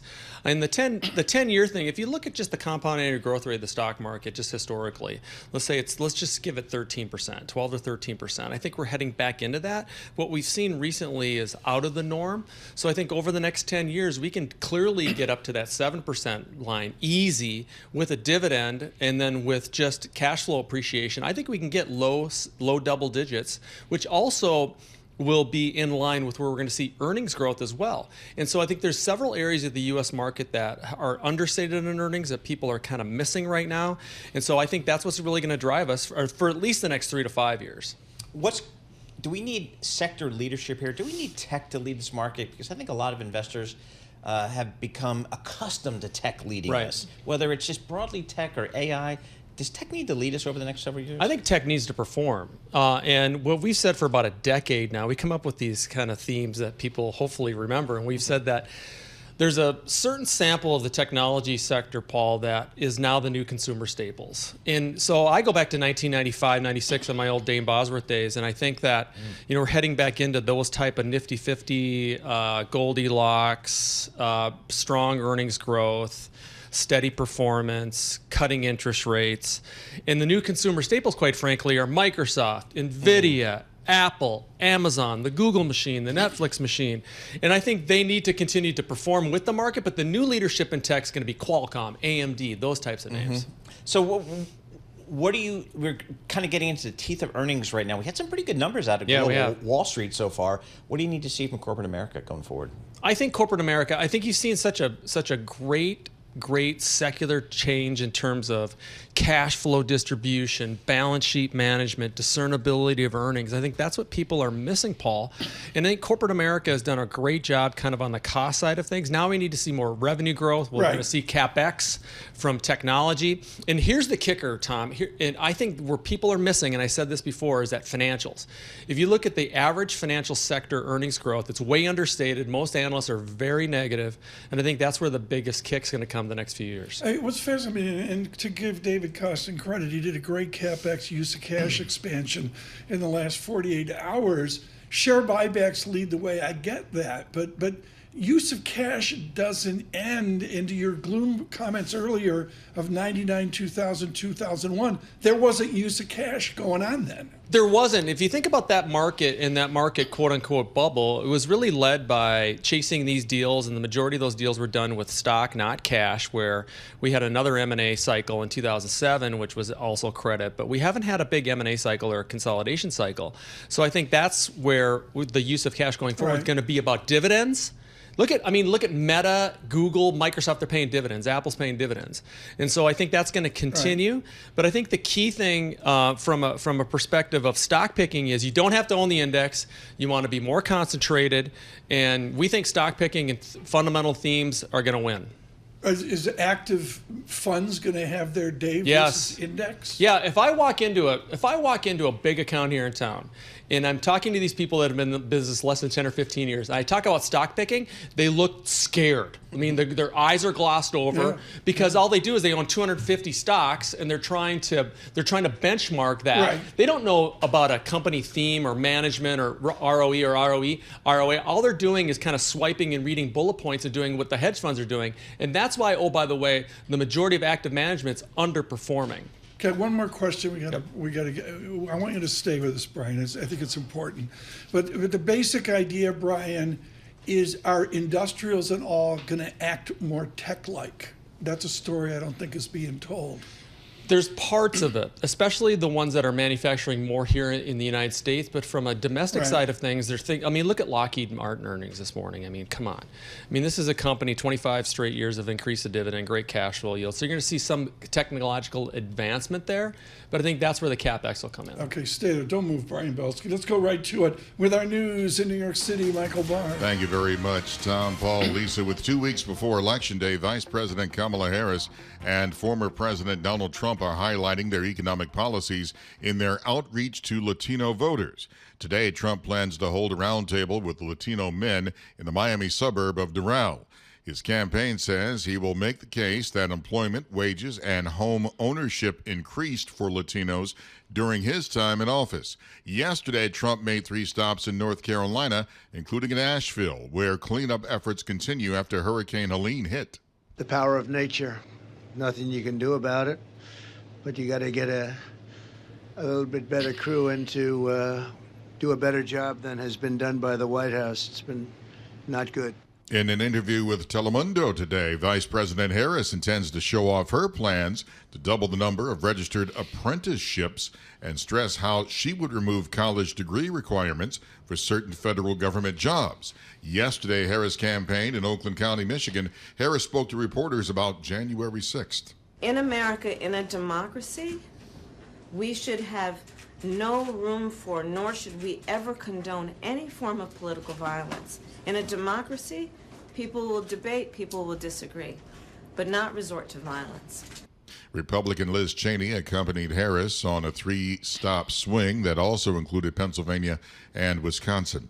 King Charles is ending his first visit to Australia by a reigning British monarch in 13 years, with anti-monarchists hoping the debate surrounding his journey is a step toward an Australian citizen becoming head of state. The co-chair of the Australian Republic movement said while thousands turned out to see the King and Queen Camilla at their public engagements, the numbers were larger when his mother, Queen Elizabeth I, visited Australia 70 years ago. Global news 24 hours a day and whenever you want it with Bloomberg News Now. I'm Michael Barr. This is Bloomberg. Tom, Paul, Lisa. So I'm at La Campana, down by the Tiber River, oldest restaurant in the world, 500 years old. I'm having the Roman artichokes. Nice. And we're watching the Minnesota Vikings try to do a 2-point play late in the game. Brian Belski, what in God's name were the Vikings thinking? That was a coaching error. I mean, they choked on that play. I mean, you know, Minnesota, we're 5-1 on the way to 6-11. I mean, it's just if you're a Minnesota sports fan, you know what I'm talking about. So there's been a rumor, by the way, that the Twins are for sale. The Pohlad family is selling the Twins, and there's been a rumor that Buffett might buy it. Wow. Please, God. If there's a God above, Lord Jesus, please. 15 seconds left in the game. Jake Bates, 44 yards. Michael Barr, Lions. Even talking Lions, Vikings, it's glory for the NFC Central. The North is now the best division in football. Think about that. Wow. Michael Barr, would you care to comment? Well, I mean, no, but you got a point. All seriousness, it's there are other divisions out there that are tougher, but I will admit that the Vikings turned out way tougher than I thought they were going to be because they were undefeated, and then we showed up. And that's what I'm talking about. The Lions. Get going, man. So if you think about the defense of the Vikings, and just I think that Campbell's done such an amazing job with the Lions. Yep. I think the Bears are way over their skis, but the Packers too. They just keep. I hate the Packers for the record, and I'm on with a good friend of mine later today that's a huge Packers fan.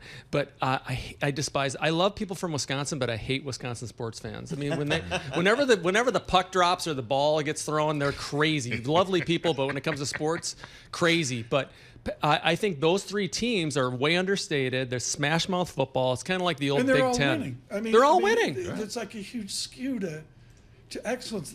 But the thing is, the Dodgers, Yankees are big cities, big money, and all that. How does NFC Central do it? The North, how do they do it, rather? Well, I think first and foremost, the Vikings, they really scored with Kevin as a coach. Just like the Packers did a great job with LaFleur and Campbell and the Lions. All three understated coaches when they came in, and they've done a wonderful job. I think it's scheming.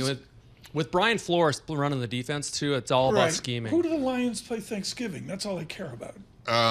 Is it Green Bay?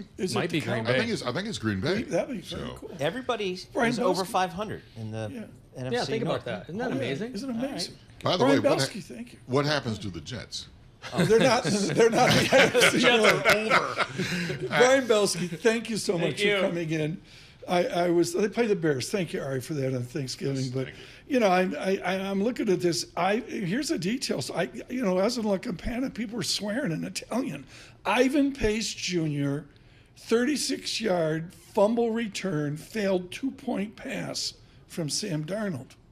That was it. Darno. Darnold, excuse me. I'm it. learning. Former Jet. Let's just go there. Exactly. Okay, former Jet. That explains everything. Brian Belski, thank you so Thank you, much. brother. Optimistic on the equity markets with BMO Capital Markets. Belski destroying futures, negative 21, now negative 32. Bloomberg Surveillance.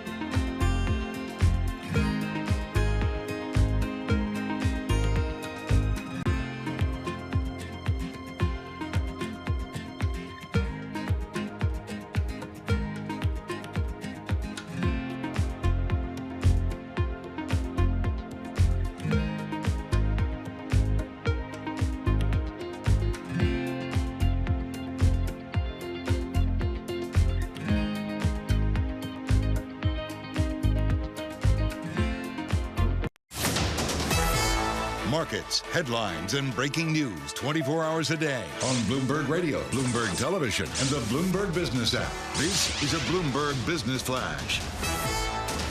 From the Bloomberg Interactive Broker Studio, I'm Lisa Mateo. Futures in the red as investors pull back their expectations for Fed rate cuts after a few central bank officials suggested reducing rates at a slower pace. Right now, we have NASDAQ futures down 0.7%, 146 points. Dow futures down 0.3%. S&P futures down about 0.5%. The two-year yield 4.02%. That's little change. The yield on the 10-year 4.18%. That's down about 1 basis point. To currencies, we have the dollar weaker, Japanese yen weaker, euro, British pound weaker. Right now, Bitcoin down about 1% at around 66,000. A few companies making news. That's ASML. Its CEO said he expects the U.S. to continue pressuring allies to further restrict sales of its chip technology to China.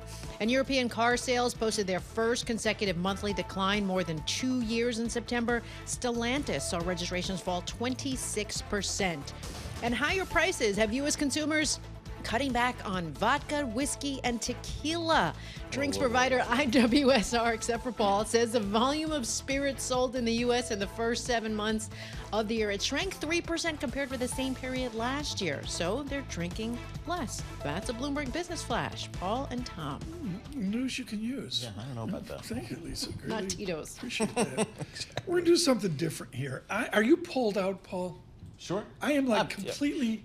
and Bloomberg, I'm sure, will have a world-class high-count poll coming out. Yep. My head is spinning. I'm like completely pulled out. Joining us now, we're not going to talk about polls. Professor Schiller, Wendy Schiller, definitive civics book for America, of course, at Brown University with all her work there and international relations. Wendy, I want to go back to Andrew Jackson. Banners, badges, parades, barbecues. If I'm elected, free beer. Nice. And while we're at it, kissing babies. I saw President Obama kissing a baby. Is McDonald's French fries the new kissing babies? Well, I mean, I think I'm looking forward to seeing this Madison Square Garden event, I think, that former President Trump is hosting, as if it's sort of a pre-inaugural party. And, you know, sort of saying, hey, listen, I'm a winner and I'm going to win and let's start partying and celebrating. It's really, I think, a fairly brilliant campaign move because it tells his base, you know, I'm going to win. And then it also helps fuel any objections he has to the outcome. So he's starting to, you know, return to that Andrew Jackson populism. You know very well that Andrew Jackson threw the equivalent of a keg party for his inauguration, and they trashed the White House, and they had to kick everybody out. And we miss Robert Remini every day. I read all 3 volumes of his definitive work on Jackson. Folks, visit the Hermitage if you can, east of Nashville. It is just, and you walk out the back door of the Hermitage, and there's the slave cottage right there. And it's, you just stop. Wendy Schiller, how is the vice president campaigning? Is she kissing babies? Well, she's basically trying to pull out all the stops in what will be, you know, an extraordinarily close election. It reminds me of Bush Gore. We really didn't know who was going to win, and it turns out after Election Day, we didn't know who was going to win either. So I think this is where, you know, no stone unturned, no voter left out. You know, the opposite sort of what Hillary Clinton did in 2016. And I think the Harris campaign is counting on the fact that Donald Trump did not win in 2020, that in fact, you know, the last time he ran, he did lose. So they're, you know, keeping the faith. The polls are going in the opposite direction. I don't want to talk about that. But there are hidden things that could change things up. Like in Arizona, there is abortion on the ballot. And, you know, not everybody is always truthful with a pollster when that kind of subject is on the ballot about who they're going to vote for. So, and the same thing is true of Florida, but it looks like Arizona may have a hidden surprise at the end of the day. So that's what I'm looking at. Sort of where could we see a surprise outcome in one of these states that it looks like Trump is doing very well in? Wendy, at 11 p.m. on election night, will we know who the new president is? Unless there is just a really big sweep tilt towards Trump, I don't think so. I mean, if Harris is going to win this election, we're not going to know that, partially because mail-in ballots in some states like Pennsylvania are not opened and certified and counted fully until all of the in-person balloting is counted. So that's going to take us a couple of days, as it did before. We know Georgia is going to be very tight. We're seeing massive early voting in person. The vast majority of early voting in North Carolina and Georgia has been in person. So those votes are counted easily. So, you know, it could be that those results come in earlier than they did in 2020. So, given that backdrop, is there any strategy for either candidate other than to just simply spend time in these swing states? Well, I mean, the Democrats do have a very strong turnout game. And the one thing that we haven't been looking at enough in the last couple of weeks of the election are how Senate campaigns in swing states will affect turnout and voter choice. You know, are you really going to go into the ballot booth and vote for, you know, Ruben Gallego in Arizona and then vote for Donald Trump? Are you going to go for, you know, Tammy Baldwin in Wisconsin and Donald Trump? You know, we're seeing those Democrats holding their ground by a couple of points, doing better than Kamala Harris. So how many of those voters just don't vote in the presidential election, which costs Harris a vote? Or do they actually ultimately say, well, I'm just going to vote for Harris too? We just don't know how they're going to tilt. But those Senate Democrats are holding pretty steady in swing states. And that's a curiosity. We haven't seen that in a couple of years. So I guess the key issues here are down ballot as well. I mean, in addition to the presidential election, what's the feeling now as it relates to the House and the Senate? Well, I mean, I think, people are saying that if Trump wins and he tilts these states, it's going to be a trifecta. The Republicans have, they have to win fewer seats to keep the House than the Democrats have to win to take the House. And the Senate will go Republican. The question is, what's the margin? So you're looking at a trifecta. You're looking at, unified party government under Trump. That's what you're looking at. If people decide they want Trump back, and I mean independent voters, disaffected Republicans, and they really don't want Harris, then you're probably going to see a trifecta, and we'll probably see some changes in 2026 in response to that trifecta.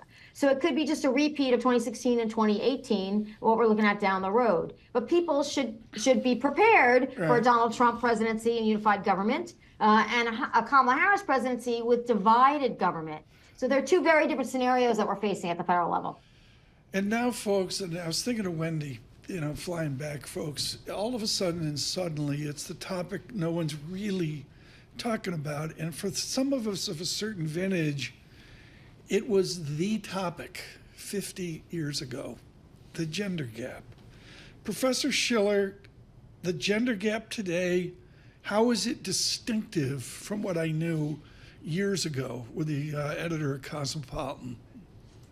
Well, the gender gap differs by generation now. So we're seeing a bigger gender gap in older voters than we used to see. And we're seeing in very young voters a bigger gender gap in the opposite direction. Men are leaning towards the Republican Party in bigger numbers, younger men than they used to. And younger women have always sort of leaned Democratic. Older women have been more up for grabs. And now we're seeing in some really interesting polling, older women, meaning over the age of 65, are leaning more strongly Democratic. So this is just a change. And we're seeing the older vote usually leans Republican by about 8 points. In polling, we're seeing that's diminished a bit. So this is just a little bit of a topsy-turvy demographic change in the gender gap. And remember, the gender gap can be also hidden in states where abortion is controversial. We saw that in 2022 in the Senate elections. We may still see that in states like Arizona. So this is really important. And then we're going to see what the Republicans do on policies that affect women after, obviously Roe v. Wade's overturned. We have the Dobbs decision. What do they do going forward? And can they maintain any kind of allegiance among women if they, continue down a path of policies that do not necessarily favor women? Wendy, we really appreciate your commitment to Bloomberg Surveillance. She'll be with us now through and after the election as well. Wendy Schiller of Brown University. Can't say enough, folks, about the planning for the election coverage. Election night, we'll have details on that for you. But what Paul and I are going to be doing here are really across a 10-day period is a report and try to give you the conversation you want away from maybe the 20 talking points that are out there. Looking forward to that. Futures have deteriorated. The market up a stick VIX, 19.38. Futures negative 32, down negative 175 here, half an hour from trading. 2-year yield 4.03%, 10-year yield 4.19% as well. The strokes, they just sort of came out of nowhere. Yeah. I was like, are you kidding me? These people are outstanding. Last night.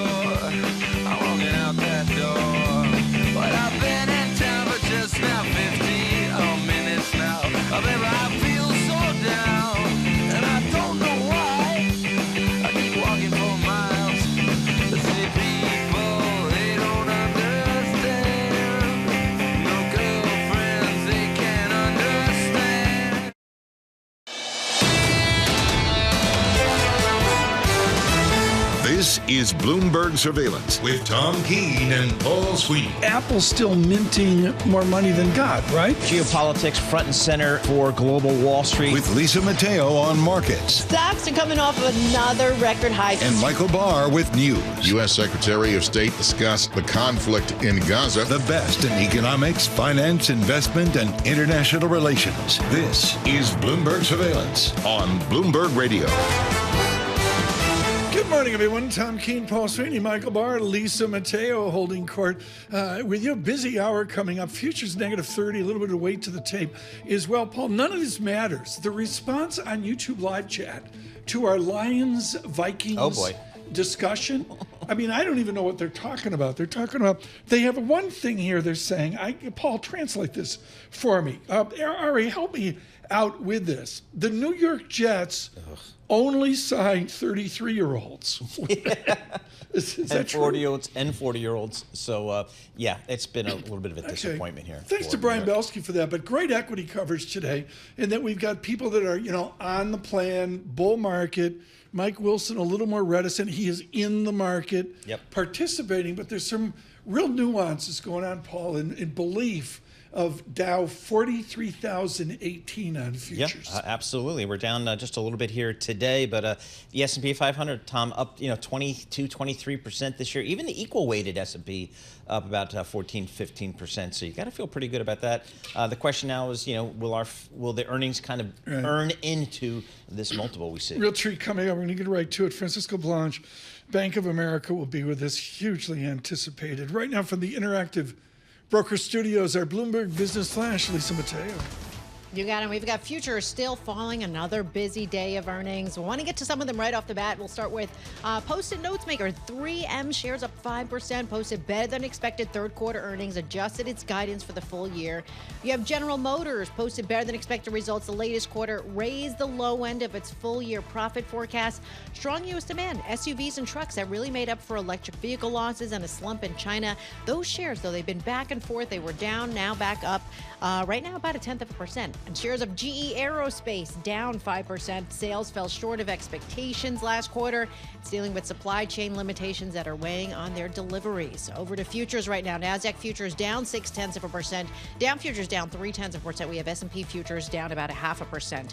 The 2-year yield 4.03%. That's little change. The yield on the 10-year 4.18%, and that's down 1 basis point.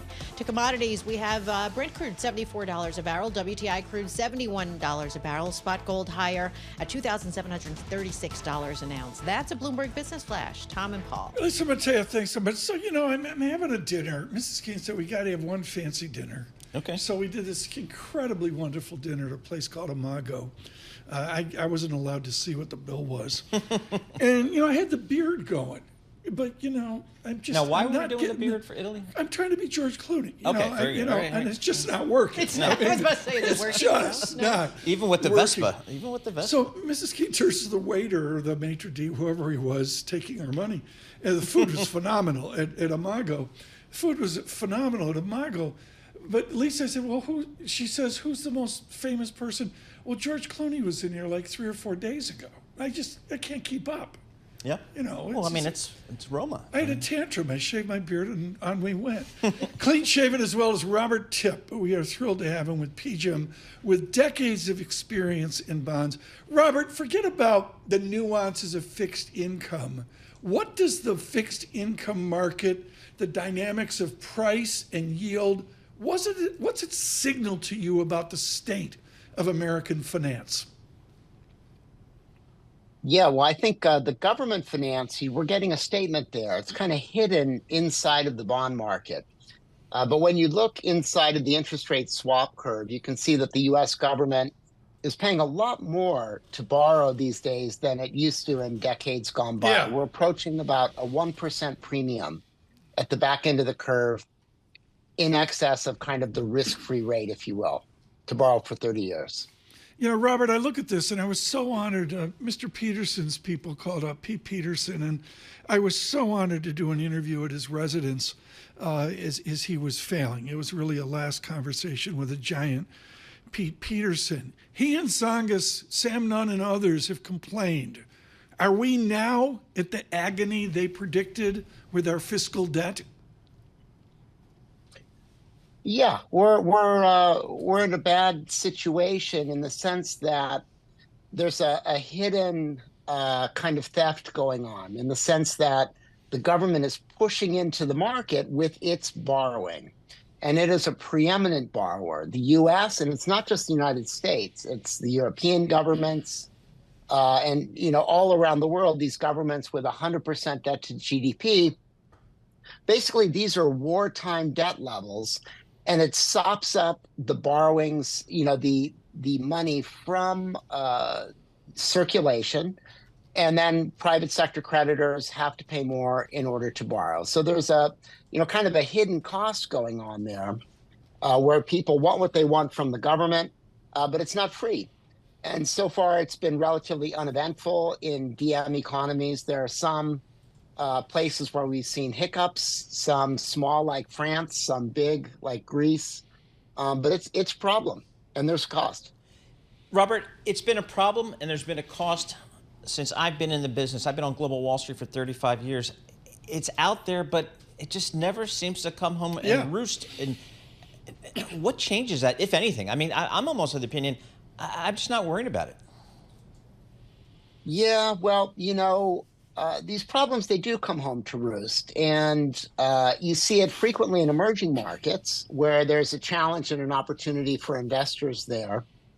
But you've also seen it in DM markets. I mean, the Italian government has paid stress prices in 2018, all across Europe. In 2012, there was stress. I mean, we're talking 600 basis point spreads on Spanish debt.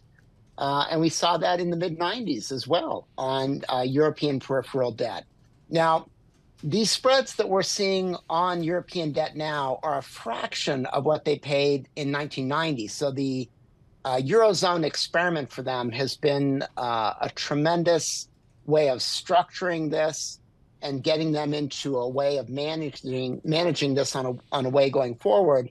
But we saw some real disasters on the way there with the Greek default, for example, and the extreme stress that we saw in Cyprus. In the United States, it's a subtle, subterranean thing that people are not even aware of. France, though, popped up and had a little bit of a hiccup the other day. So, it is manifesting in different places. It hasn't hit home big time in the U.S., though. Robert, let me frame this out. The Bloomberg Total Return Index in bonds, off Lehman, ex-Barclay, thrilled that Tom Secunda and Mike Bloomberg could make this happen. Never, Robert Tip, did I think that index on a price basis could rally up to the long-term great moderation trend. We're only like 13% away on price appreciation from bonds getting back to that trend before the collapse of 2021. Never did I think I'd frame this in October of 2024. Do you see price up, yield down to get these broader fixed income indices back on a 10 or 20-year trend? Yeah, absolutely, Tom. I mean, from, the middle of 2022, you could see that central banks were serious about controlling inflation. So, there's kind of a countervailing force here. On the one hand, all of this debt issuance creates value in government bonds as long as they're not defaulting. And the fact that you have central banks that are controlling inflation is going to limit how high the interest rates go. And so it became apparent really from the fourth quarter of 2022 that we were going into a tremendous bull market period for the bond market. And that's what we've been in. I mean, folks, to be honest, and I'm not doing this, but it would be my chart of the year right now. Sure. I mean, never, Paul, did I think we'd get back to the optimism Robert Tip just paints for us in fixed income at PGIM. Robert Tip, thank you so much. Let's do this again soon. Just wonderful as well. Francisco Blanch coming up, I believe, here in about 6-7 minutes. Market craters off Lions-Vikings football. Futures negative 34. With our news from Detroit, Michael Barr. Thank you very kindly, Tom, Paul, Lisa. About 14 days left until the election. The latest poll of registered voters from Reuters and Ipsos shows Kamala Harris leading Donald Trump by 3 percentage points. That is within the survey's margin of error. We get more from Bloomberg's Mike Shepard in Washington. Interesting in this poll that it's registered and not likely voters. And what we want to look at really as we get close to November 5th and the finish line is what's happening in the swing states, because that is really what is going to tip the balance in the Electoral College one way or another. Bloomberg's Mike Shepard. And pay attention to your mail-in ballot. An error could get it thrown out. Ben Hovland, the chairman of the U.S. Election Assistance Commission, says it has to do with your signature. It's a safety measure that a lot of Americans don't know about, is that your signature is compared to the one on file. So when you sign that absentee or mail ballot envelope, election workers who are trained look at that and compare it to the signature they have on file. Usually that's from your voter registration. Ben Hovland with the Election Commission also says your mail-in ballot will get rejected if you forget to sign your ballot altogether or don't get it there on time. Secretary of State Antony Blinken is in Israel today, meeting with Israeli Prime Minister Benjamin Netanyahu. On Gaza, U.S. officials say they want to make advantages of the killing of Hamas leader Yahya Sinwar to push the conflict towards some kind of resolution, as well as focus on the lack of aid reaching the most desperate areas of northern Gaza. They'll also talk about Israel's attacks on Hezbollah in Lebanon and the potential for Israeli retaliation against Iran. Exercise can help women who experience brain fog after chemotherapy. A study published in the journal Cancer looked at the decreased ability to remember and concentrate that some women report after receiving chemo. Women who did regular aerobic exercise showed improved cognitive functioning. Global news 24 hours a day and whenever you want it with Bloomberg News Now. I'm Michael Barr. This is Bloomberg. Tom, Paul, Lisa. Michael Barr, thanks so much. Paul Sweeney on this bull market and strapping it all in. One thing we haven't seen, it saved me in Europe, is Euro 109 down to 108. Oh, yeah. Yen out to round it up a 150. I saw that. The reascent of the dollar is humbled the dollar bears. It has. And, we've got the Fed. We thought we were going to have a pretty solid, steady rate cuts. And the strong economic data over the past couple of weeks has kind of called that into question a little bit. Maybe they can be a little bit more conservative. So a little bit of strength there to the dollar. I got the burrata caprice. It's like burrata and tomatoes and secret sauces and that. There you go. And, then Mrs. Keene goes, well, let's look at the Fendi on the menu. Yeah. I thought Fendi was like a food group. Lisa, help me here. You are out of luck, my friend. Good morning, Fendi in Rome. I mean, they are on a roll. I guess they're owned by LVMH. Yes. And one of the original granddaughters is still there, creating, doing. Okay. It's really amazing to see. And to see tourist Rome consume this stuff. The biggest line we saw, the VAT thing, you get your money back if you buy something. That was like 150 people long at the airport. Yeah, I did that in Ireland as well. But they took care of it for you because they sent my stuff home that I bought there. We bought so much stuff for everybody's getting Irish stuff for Christmas. So we had to, and they took care of all the VAT stuff for us. Yeah, you bought, 10 cases of Guinness? Yeah, exactly. A couple cases of Jameson. Well, everybody's going to be happy this Christmas. Come on, we'll have some more. There get some good stories here. We did the Vespa was just unbelievable. Yeah, that's the way to go. It was just like, I could not believe how Greg Peck I felt. Futures at -30. This is Bloomberg Surveillance. Good morning.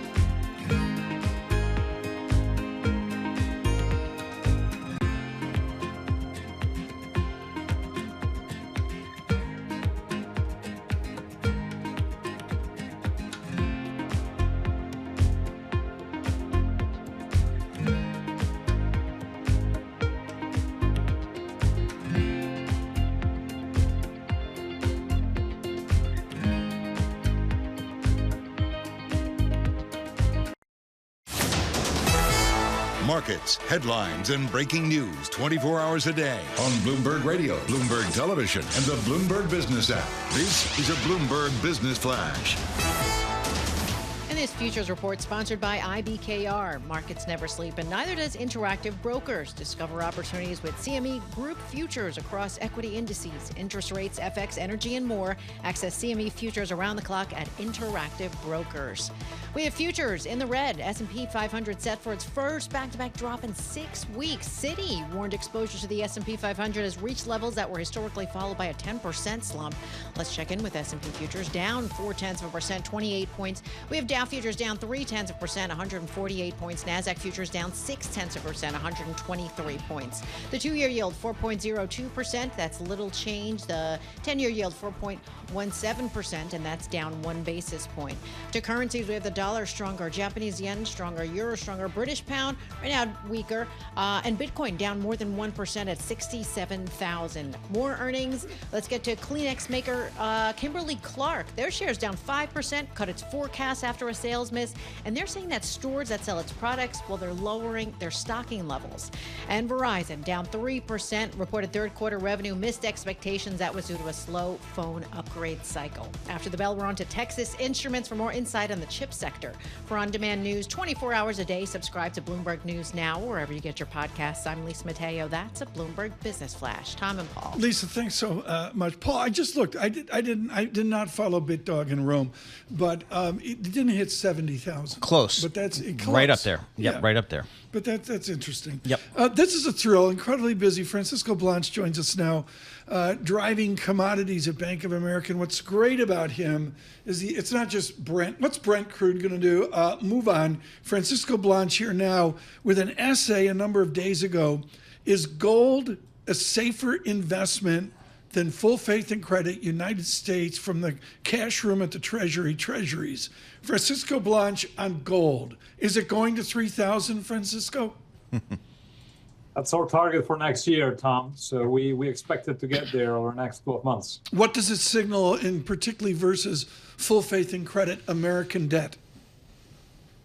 Well, there's a few things going on. First, I would say that, as you know, 2.5 years ago, the U.S. and the European governments decided to freeze Russian central bank assets. And as you're fully aware, central bank assets are essentially a rainy day fund, so to speak, for nations and for financial systems. So I think as a result of that decision to freeze those assets, about half of the Russian central bank assets, we've seen a big rotation away from treasuries and European government bonds into gold across the global central bank community. Remember, these chaps don't care so much about return. What they really care about is safety. And by virtue of freezing those assets, we made them unsafe, or a little unsafe for some. Again, not unsafe for you or for me, but definitely unsafe if you are outside the US-Europe sphere. And there's many central banks that feel a little bit trapped between this kind of US, Europe, and Russia, China dynamic. So that's been a big factor. And then, of course, we've also seen interest rate cuts, which have finally started to draw some interest from investors. Tom, one of the many reasons I like Francisco's research is he has an exhibit 6.1 acronym list for all the acronyms and what they mean in his research. So thank you for that, Francisco. It helps reading your research. Talk to us about global energy here, Francisco. We've had a big risk premium put into Brent crude, WTI crude. That part of that risk premium came out, but now it's kind of creeping back. How do you think about the cost of global oil these days? Well, so when it comes to Brent, we have a $75 average for next year, which is right around where the spot price is and a little below where forward markets are. But so we're not terribly bearish. We are more in the range-bound camp. There's a number of analysts and agencies out there talking about this massive surplus evolving into 2025, particularly as we see OPEC Plus returning barrels to the market.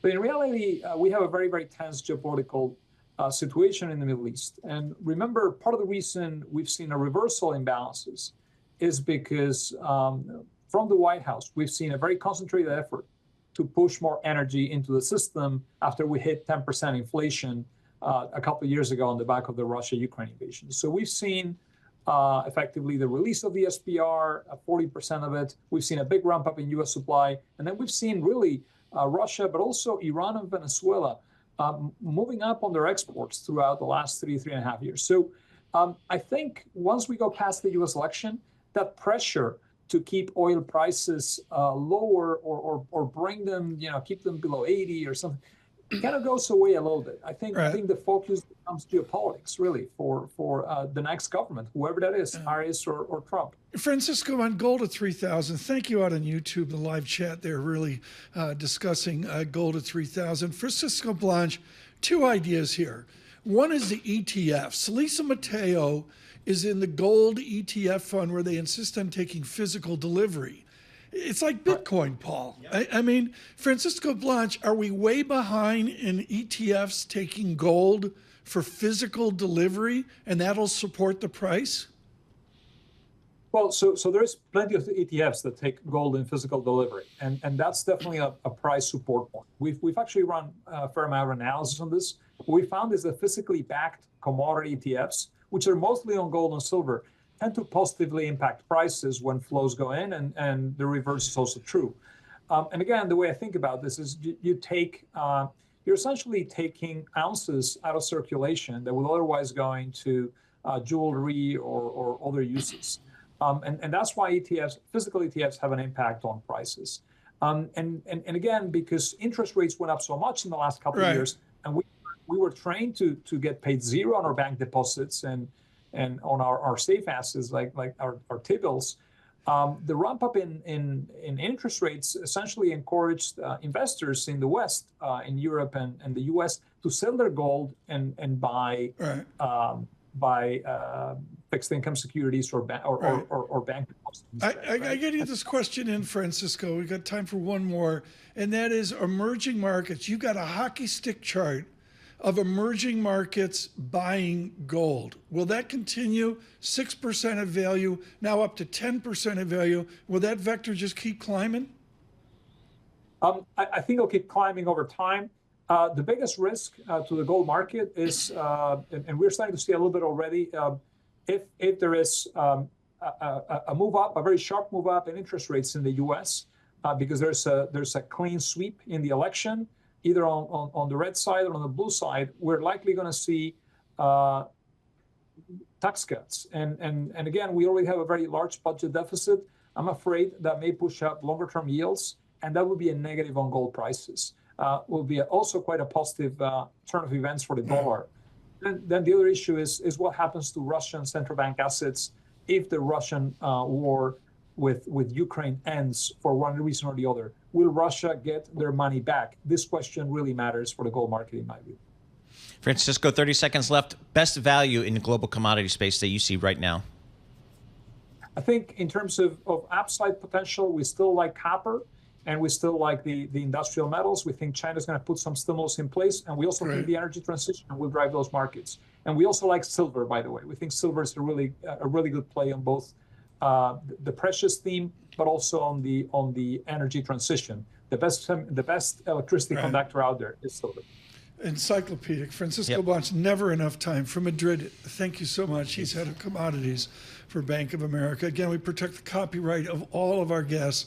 The research is just brilliant. Just can't say enough about the gold research note of Bank of America on October 16th. It was just absolutely definitive. And you heard him say gold to 3,000. Where are we right now? 27.53. We're almost like a record high. Yeah, I mean, just been hitting new records every day. It's amazing. You know, Brent crude back. I mean, down. People were talking about it in Rome. Yeah. Guys betting, 80, 85, 90 and getting run over. Yep. 74.78 on Brent. What do you see on the Bloomberg Launchpad, Paul? Looking at the futures here, Tom, we're going to get the market open for you in just moments, but just a little bit of red on the screen here. The S&P off about 0.5%, and the NASDAQ off about 0.6%. Earnings season 2 will continue to dive in. Lisa Mateo driving our earnings coverage. The governor of the Bank of England walked by with his entourage. This is Bloomberg Surveillance.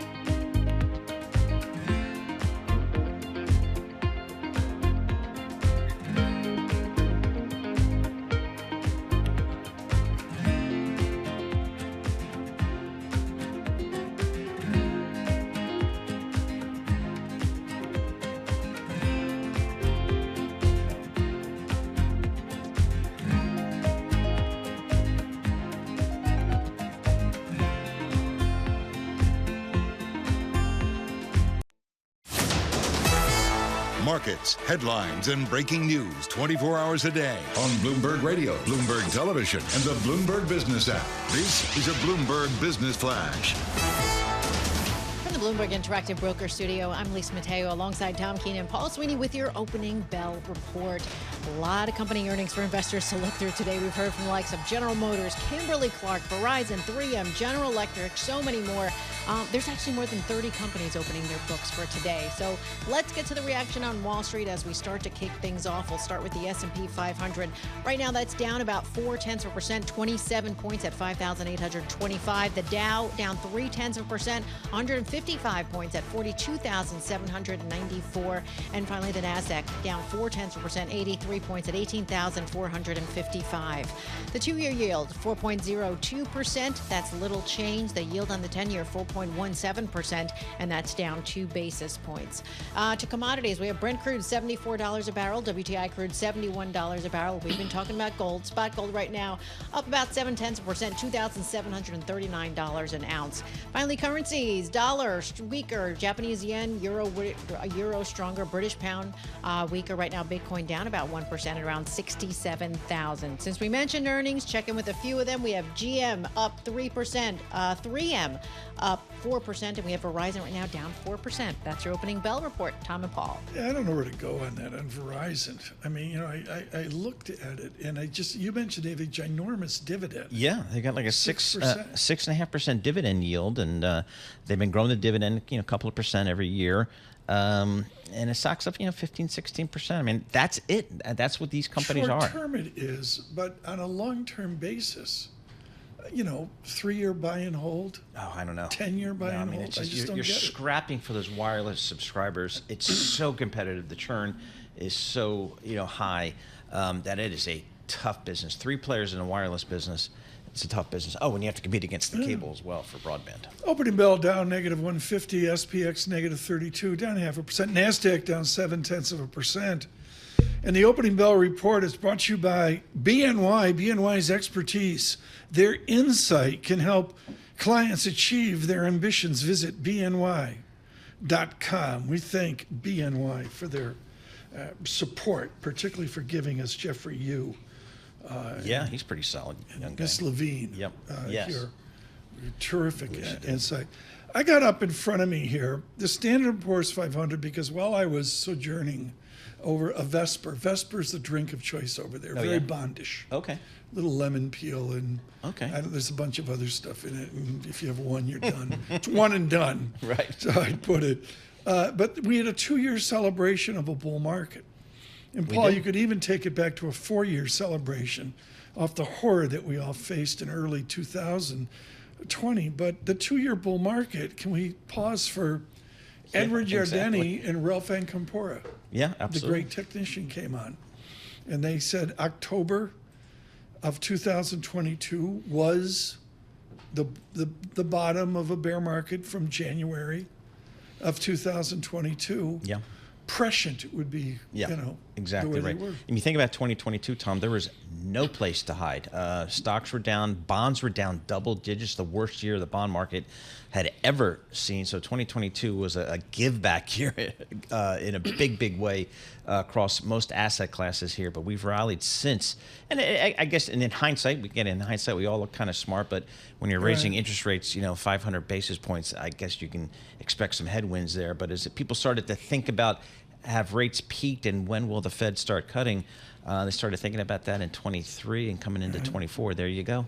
We're having an event here at Bloomberg, the Bloomberg Global Regulatory Forum, and speaking, and we will go to the Q&A here in a moment, is the governor of the Bank of England. And Paul, I'll tell you, you look at the British press and the continental Europe press that I was looking at Le Monde in English. No, folks, I can't look at Le Monde in French, wise guys.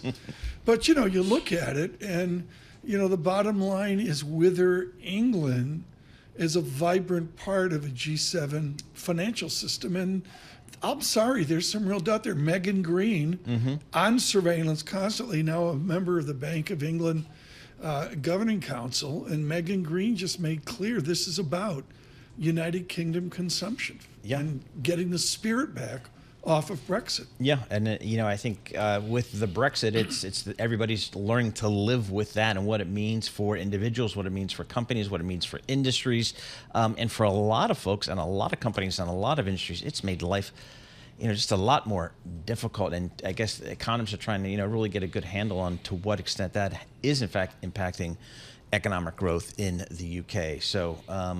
It's something that I think that's why we've got this new government there, or one of the reasons why we have the new government in the UK. I mean, I've got Standard & Poor's 10 years trailing up 13% per year. Brian Belski framed that out. Maybe he was a little more cautious than that. The FTSE index, with dividends reinvested, the iconic British index, is up half as much, up 6%. That's in sterling. You can, on Bloomberg, folks, you can convert that right over to U.S. Dollar. And on a dollar basis, I'm getting it, it's up only 4.4%. So less than half the performance. Yeah, you talk to, when we speak to Tim Craighead at Bloomberg Intelligence, who covers the European markets, he'll tell you a lot of that underperformance is because they don't have tech exposure in the UK. What they have is more industrials, more energy, that type of thing. So it's just kind of the makeup of the markets. But you also, it's a much lower valuation than in the U.S. The governor of the Bank of England speaking here at our Bloomberg Global Regulatory Forum. We're pleased to have the perspective of Damien Sassower joining us. I'm not going to make a joke. It's not an EM. It's not a frontier economy. But how vibrant is post-Brexit United Kingdom? The United Kingdom, we're talking about Andrew Bailey here. Look, I think the UK, if you look at what's priced into the forward market, and I haven't looked yet this morning, Tom, I have to apologize. I've been very busy with the Global Regulatory Forum. I just had a Saudi delegation passing through. We were talking about the Rial and the potential for Saudi to float that. But as it relates to the UK, there are more cuts that are priced in, probably not as much as should be if you listen to the experts. I mean, you look at the ECB, they moved 25. The markets were calling for that. But I think you could see an awful lot more out of the UK. And I think pound sterling is going to take a bit of a hit here off the back of that. So anyway, that's the UK for you. But I mean, Tom, I was in Brazil. I was in Brazil last week, and what I learned from pretty much being there is that there is some real concern about the U.S. election, right? Justifiably so. If you look at forward markets, they're pricing in a 3 to 4% move on the U.S. dollar in either direction around the election. If you're an emerging market practitioner, that's a lot of volatility. Are we seeing that dollar move now? And when I was away, Damien, all the places you gave me in Rome, they really worked out, Damien. I like that picture of you on the moped. That was hot. That was great. I mean, it was a little slippery, actually. But Damien, help me here. With the dollar move we've seen, is that getting out front of the election? It's starting to price a bit of a Trump victory, and yes, I think that's what the markets are kind of telling you here. And so, look, what's the worst of all scenarios? Paul and I talked about this yesterday from an EM practitioner perspective. The worst of all scenarios is a red sweep. Why? Because it means you're going to get higher tariffs than if you would under a Harris presidency, and you're going to get fiscal stimulus like you've never seen it. So U.S. yields are going to pop. It's going to be good for the dollar because yield differentials with the rest of the world, specifically EM, will compress, and that's a given. I think the best outcome for emerging markets, and this is what a lot of them are kind of looking at, is if Kamala wins and you have a divided Congress. But nevertheless, Tom, they all want to hedge around this risk. And with volatility at cycle highs in equities, FX, and rates for that matter, it's become expensive and prohibitive to do so. So I think where some of the smart money people are looking is they're looking to credit, because credit spreads, and I said this to you yesterday, Paul, they've not budged. I mean, they're still exorbitantly tight. They're priced for perfection. And if you do believe something's going to break here around the election, or as we push further into year end with all the T-bill issuance we're going to see, perhaps playing CDX or CDS or some sort of spread widening move is the low cost way of putting in some sort of a tail risk hedge. Are you sensing that your clients, are they just, to the extent they can, just taking risk off the table, sitting on the sidelines? If I'm usually fully invested, maybe I'm a little bit less so today, or if I'm hedged X%, maybe I'm hedged maybe Y% now. Well, I do think so. I think a lot of people have tried to, take their exposure down, take their beta exposure down, take their gross positioning down, certainly. And, I think what you're going to probably find here is that, most investors are still looking for the no landing, soft landing scenario. And I think you've seen a lot of hedge funds and speculative money, if you just look at the futures market, venturing out and getting short U.S. Treasuries here. And I mean, now where are we? I haven't even looked at the 10-year 415, something like that. I mean, this is getting to a point here where we're breaching technical levels. If you get Ira Jersey on. Damien, 4 417. 417. So this is what I mean. We don't know what's upstairs. I mean, Ira was talking about this just on our morning call. Once you break some of these levels, there are some big gaps, between, if you look at Fibonacci levels and that kind of stuff, which Ira does. So we can go from 417 to 4.25 pretty quickly, So I think this is where the markets are. And, I think they're right to kind of start, testing and pulling on that string a bit, Right. given what we're seeing out of retail sales and inflation. And on the bar menu at the Hassler, the Fibonacci, it was just such a good To die for. It was just to die for. The 1997 Fibonacci. All right, so Damien, where is value in your world today? If people are really looking for value as opposed to playing the latest, hottest trade, where do they see value? Well, I was in Brazil for a reason, Paul. I was looking for value there, and I did find a bit of it. I do believe that, if you look at every market, G10, EM, or otherwise, there are very few that are pricing in rate hikes. Yeah. And my goodness, in Brazil, they are pricing in over nearly 200 basis point of rate hikes through the middle of next year. I mean, they think that inflation is still a pretty big problem locally there. I see what they mean, because it is really, really, really cheap to get a nice meal in Sao Paulo. I have to be honest with you. I mean, the sushi there is unbelievable, and it was super inexpensive. And so there's a disconnect there. But I mean, again, I do think that, inflation, quite a bit is priced into the forward curve. Yeah. So November 7, I believe we have a Fed meeting on to Christmas, December 18th what is the outcome your world wants from a November 7 meeting? What's the best outcome? They still want rate cuts. They want 25-25. I think that's where the market is right about now. And I think, if you are Why not? I mean, look, I don't know. I mean, you got to ask Torsten Slok why not. But I mean, like from where I sit, I do believe, the one thing that the Fed was pretty clear about is that they didn't want it to be a stop and start sort of cycle here in terms of rate cuts. And so, to go 50 and then to not go, I mean, that's exactly what they don't want to do. So I think they're going to probably, for all intents and purposes, go 25 and probably another 25, and then maybe we get to 4.25 in the first quarter of next year, and then they see where we are. We welcome all of you around the world on YouTube. Subscribe there to Bloomberg Podcast, growing each and every day. On Apple CarPlay, Android Auto, and I learned on Spotify. A lot of people on Spotify, Paul, particularly internationally. Absolutely. I underplayed that. We're waiting for question and answer at a Bloomberg Regulatory Summit with the Governor of the Bank of England, Andrew Bailey. He's making comments now, and we'll give you that Q&A. Paul, maybe get one more question in here to Mr. Sassower. Damien, one of my favorite emerging markets has been Mexico. There's been lots of opportunity there. Where is the Mexico call today? How do you frame out Mexico? Well, that's a great call. I mean, look, Mexico's an interesting one because it's so close to the U.S. A lot of people use it as a Polish hedge, I guess, a way of getting emerging market exposure, Tom, without necessarily going to a real emerging market. Like that's why people like Mexico. But if you look at the yields that you have on offer, still double digits, very, very, very similar to what you're seeing in Brazil. But again, in Mexico, the Banxico, the forward curve is pricing in a ton of interest rate cuts, not hikes. And so that divergence between Brazil and Mexico and those economies, I think it's gotten pretty wide. I think it's going to snap back. So if you're looking for value, and I think you're probably getting along the real versus the peso here. And I believe that trade might make sense because it kind of, on the yield differential basis as well. In your trip to Brazil, but frankly, Damien, with your reach, you mentioned you met with Jeddah and Riyadh types today. Mm-hmm. How do they respond to our burgeoning debt and deficit? I mean, I get how the Swiss respond. It's immoral. Okay, but EM after 1998, they can't be humored by our debt and deficit, are they? Well, if you think about it, the Saudis historically have been a source of capital for the U.S., right? I mean, they invest in our assets here, right? Historically, because they had such big surpluses, right? Golf money. Well, that's changed I'm thinking a bit. the game of golf. Yes. Live, right. Oh, sorry. I said golf. That's good.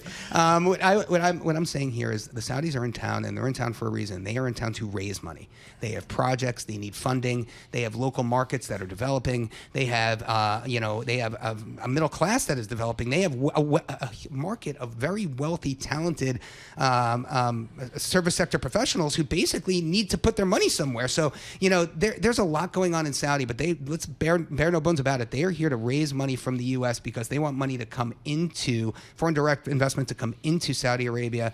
And my goodness, they are growing like a weed. So, they've had some good meetings and they've been pretty successful. And at least in the meetings I've been privy to, investors are drinking the Kool-Aid, Paul. Really? So, Because don't they just? Why do they need capital? Aren't they the source of capital for the rest of the world? not really so much, I guess, anymore. I mean, like they are not really. If you just look at a lot of these sovereign wealth funds, quite frankly, like they've been. The Philippines. We had Mar-a-Lago on here just a few weeks ago, remember? And they're investing in the Philippines. Their sovereign wealth fund, their mandate is to invest in infrastructure projects domestically in the Philippines, not to invest in the Mag 7 or anything like that, which is historically what Salma and the Saudis have done.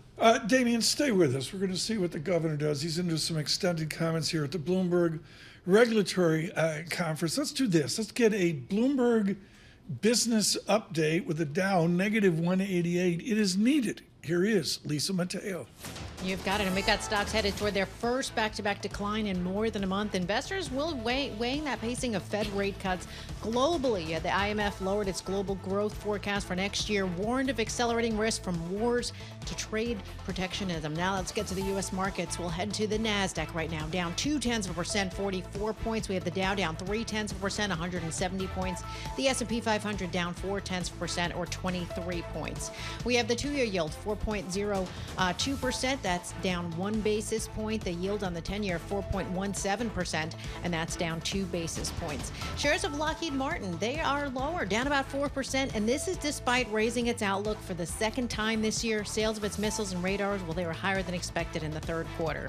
That is your Bloomberg Business Flash. Tom and Paul. Lisa Mateo, thank you so much. He is a most different governor or chairman of the Fed type, governor of the Bank of England. He is out of history at Cambridge, particularly. His thesis, are you ready for this, Paul? The impact of the Napoleonic Wars on the development of the cotton industry in Lancashire. Sounds like a Beatles song late in the Yes. Andrew Bailey is very different and has always been hugely distinguished in crisis. Our Konstantin Katsias, European Director of Bloomberg, with the Governor of the Bank of England. Key areas of risk. Where do you think, in terms of prudential supervisors or market supervisors or policymakers writ large, the focus needs to be to ensure it stays front of mind? Well, I think I'd draw out 2 points. First of all, I mean, it is absolutely right that governments are focused on growth, and I support this because as central banks, we want to see it as well, because if we have weak potential growth in our economies, then we have a natural speed limit in terms of what we can do in monetary policy. So it's, this is an agenda that we share. I think we need to do 2 things. We have to emphasize that the best way to get sustained growth is in an environment of both monetary and financial stability. That's what central banks are here for. That's what we provide. We have to be prepared to have a very open dialogue about what the right balance of conditions are that support that. But it has to be a two-way dialogue. It has to start with, we do understand why financial stability and monetary stability are the best platform for growth. And then the second point I'd make is this question about surveillance. We have to, we are going to reach a point, and we are reaching a point. I totally agree with Klaus on the point about implementation, though, where I think we need to pivot from, if you like, rulemaking to surveillance, to understand, when we see some of these pressures in the system. And I agree with Klaus. There's a glass half full and a glass half empty story about the last few years. The glass half full story is we've had some very big economic shocks, and the global financial system has not come unglued. The glass half empty, we have had to deal with some quite big incidents at the time, and that's why I made this point. We've got to have the tools to deal with them. But then we have to have what I call this effective surveillance tools to spot where these problems are and how we deal with them earlier.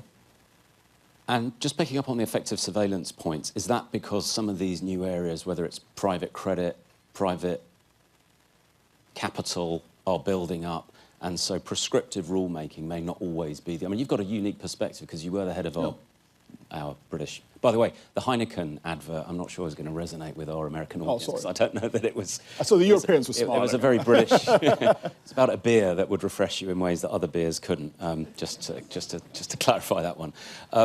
But is that because of those new potential risks that are building up in the system, prescriptive rulemaking won't always capture, and therefore surveillance writ large is going to have to be calibrated accordingly? Yeah, it's partly that. I think the non-bank world, I think Klaus is making this point, the bedrock of regulation in the non-bank world historically has not been financial stability. It's been actually, far more sort of, in a sense, coming out of securities markets, market efficiency, if you like. I completely understand that. The second thing is that it is an opaque and highly disparate world. Yeah. I mean, the banking world, look, it challenges us, but it is actually much more homogeneous. So we have to have these tools that say, how do these rather disparate and opaque pieces fit together? And therefore, if you sort of put a shock into the system, how does it flow through, and where does it reach the points when the problems can occur and knock into a broader system-wide problem? And the Bank of England system-wide exploratory scenario is a piece of that. It's a first step in that direction. I'm very excited by it. We're going. I hope. I don't hope. I mean, we're going to report the results before the year end. I'm very excited by it because I think we've worked with about 50 firms across the whole range of banks, non-banks, infrastructures to do this sort of flow test exercise and say, here's the shocks, and then flow them through the system and see how people react and say, well, so what do you do? Yeah. How does it affect you? And then what would be your response? And then we can say, okay, well, that's plausible, or, oh, sorry, you think you're going to do that? Yeah.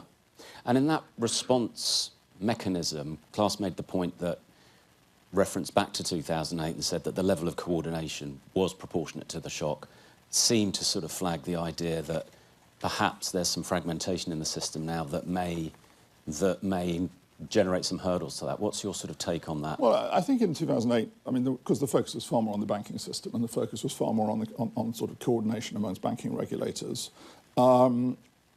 What some of the issues we've had in the last few years have underlined is how much broader it is. So you take the LDI crisis. Of course, that was essentially an issue in the pension world. So, again, no disrespect to the UK pension regulator, but their objectives were not cast in terms of financial stability. They were cast in terms of the things that matter to pensions.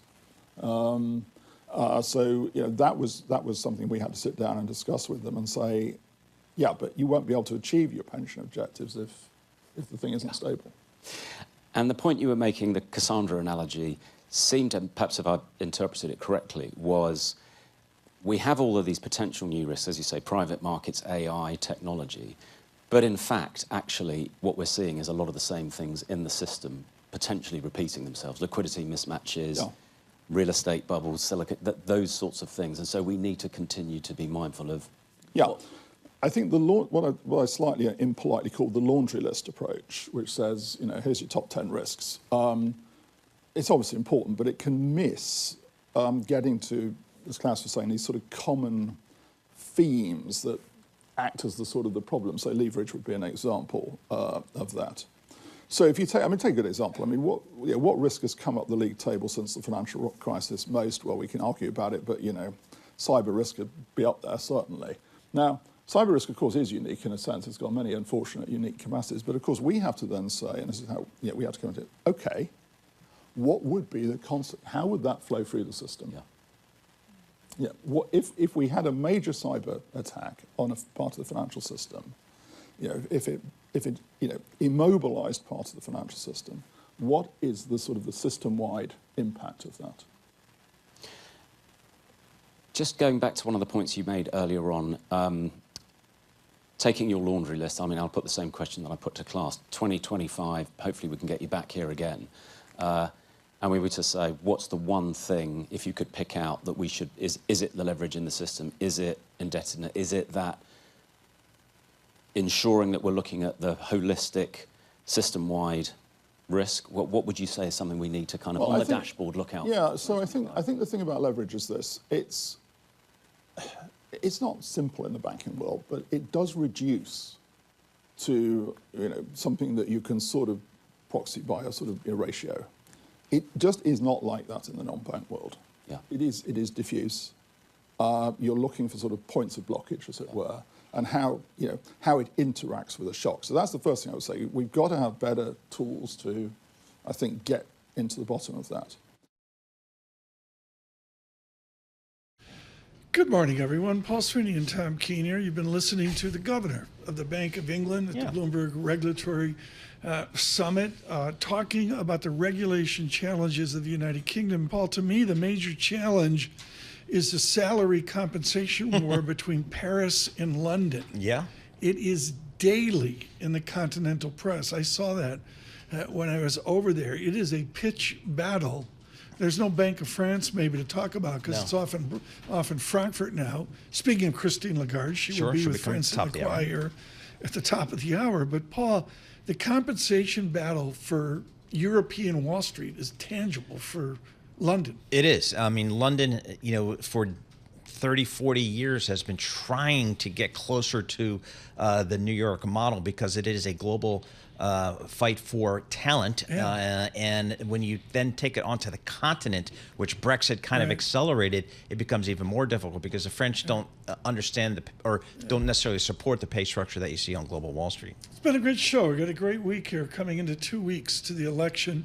At the top of the hour, Christine Lagarde of the European Central Bank with our Francine Lacroix as well. Paul, you didn't tell me that October in New York, forget about autumn and leaves and all that, it's Santa Barbara. I mean, it's like basically we're having Santa Barbara weather. Yeah, but what we could use, quite frankly, that was a little rain because it's been parched around here. And a lot of folks are seeing the effects of that. Yeah, but it's been, the month of October has been fantastic. And it's down to Jersey Shore, we call it our summer, September and October. If you're doing Santa Barbara weather, I mean, what do? When in doubt, you play Dishwalla. Let's do that.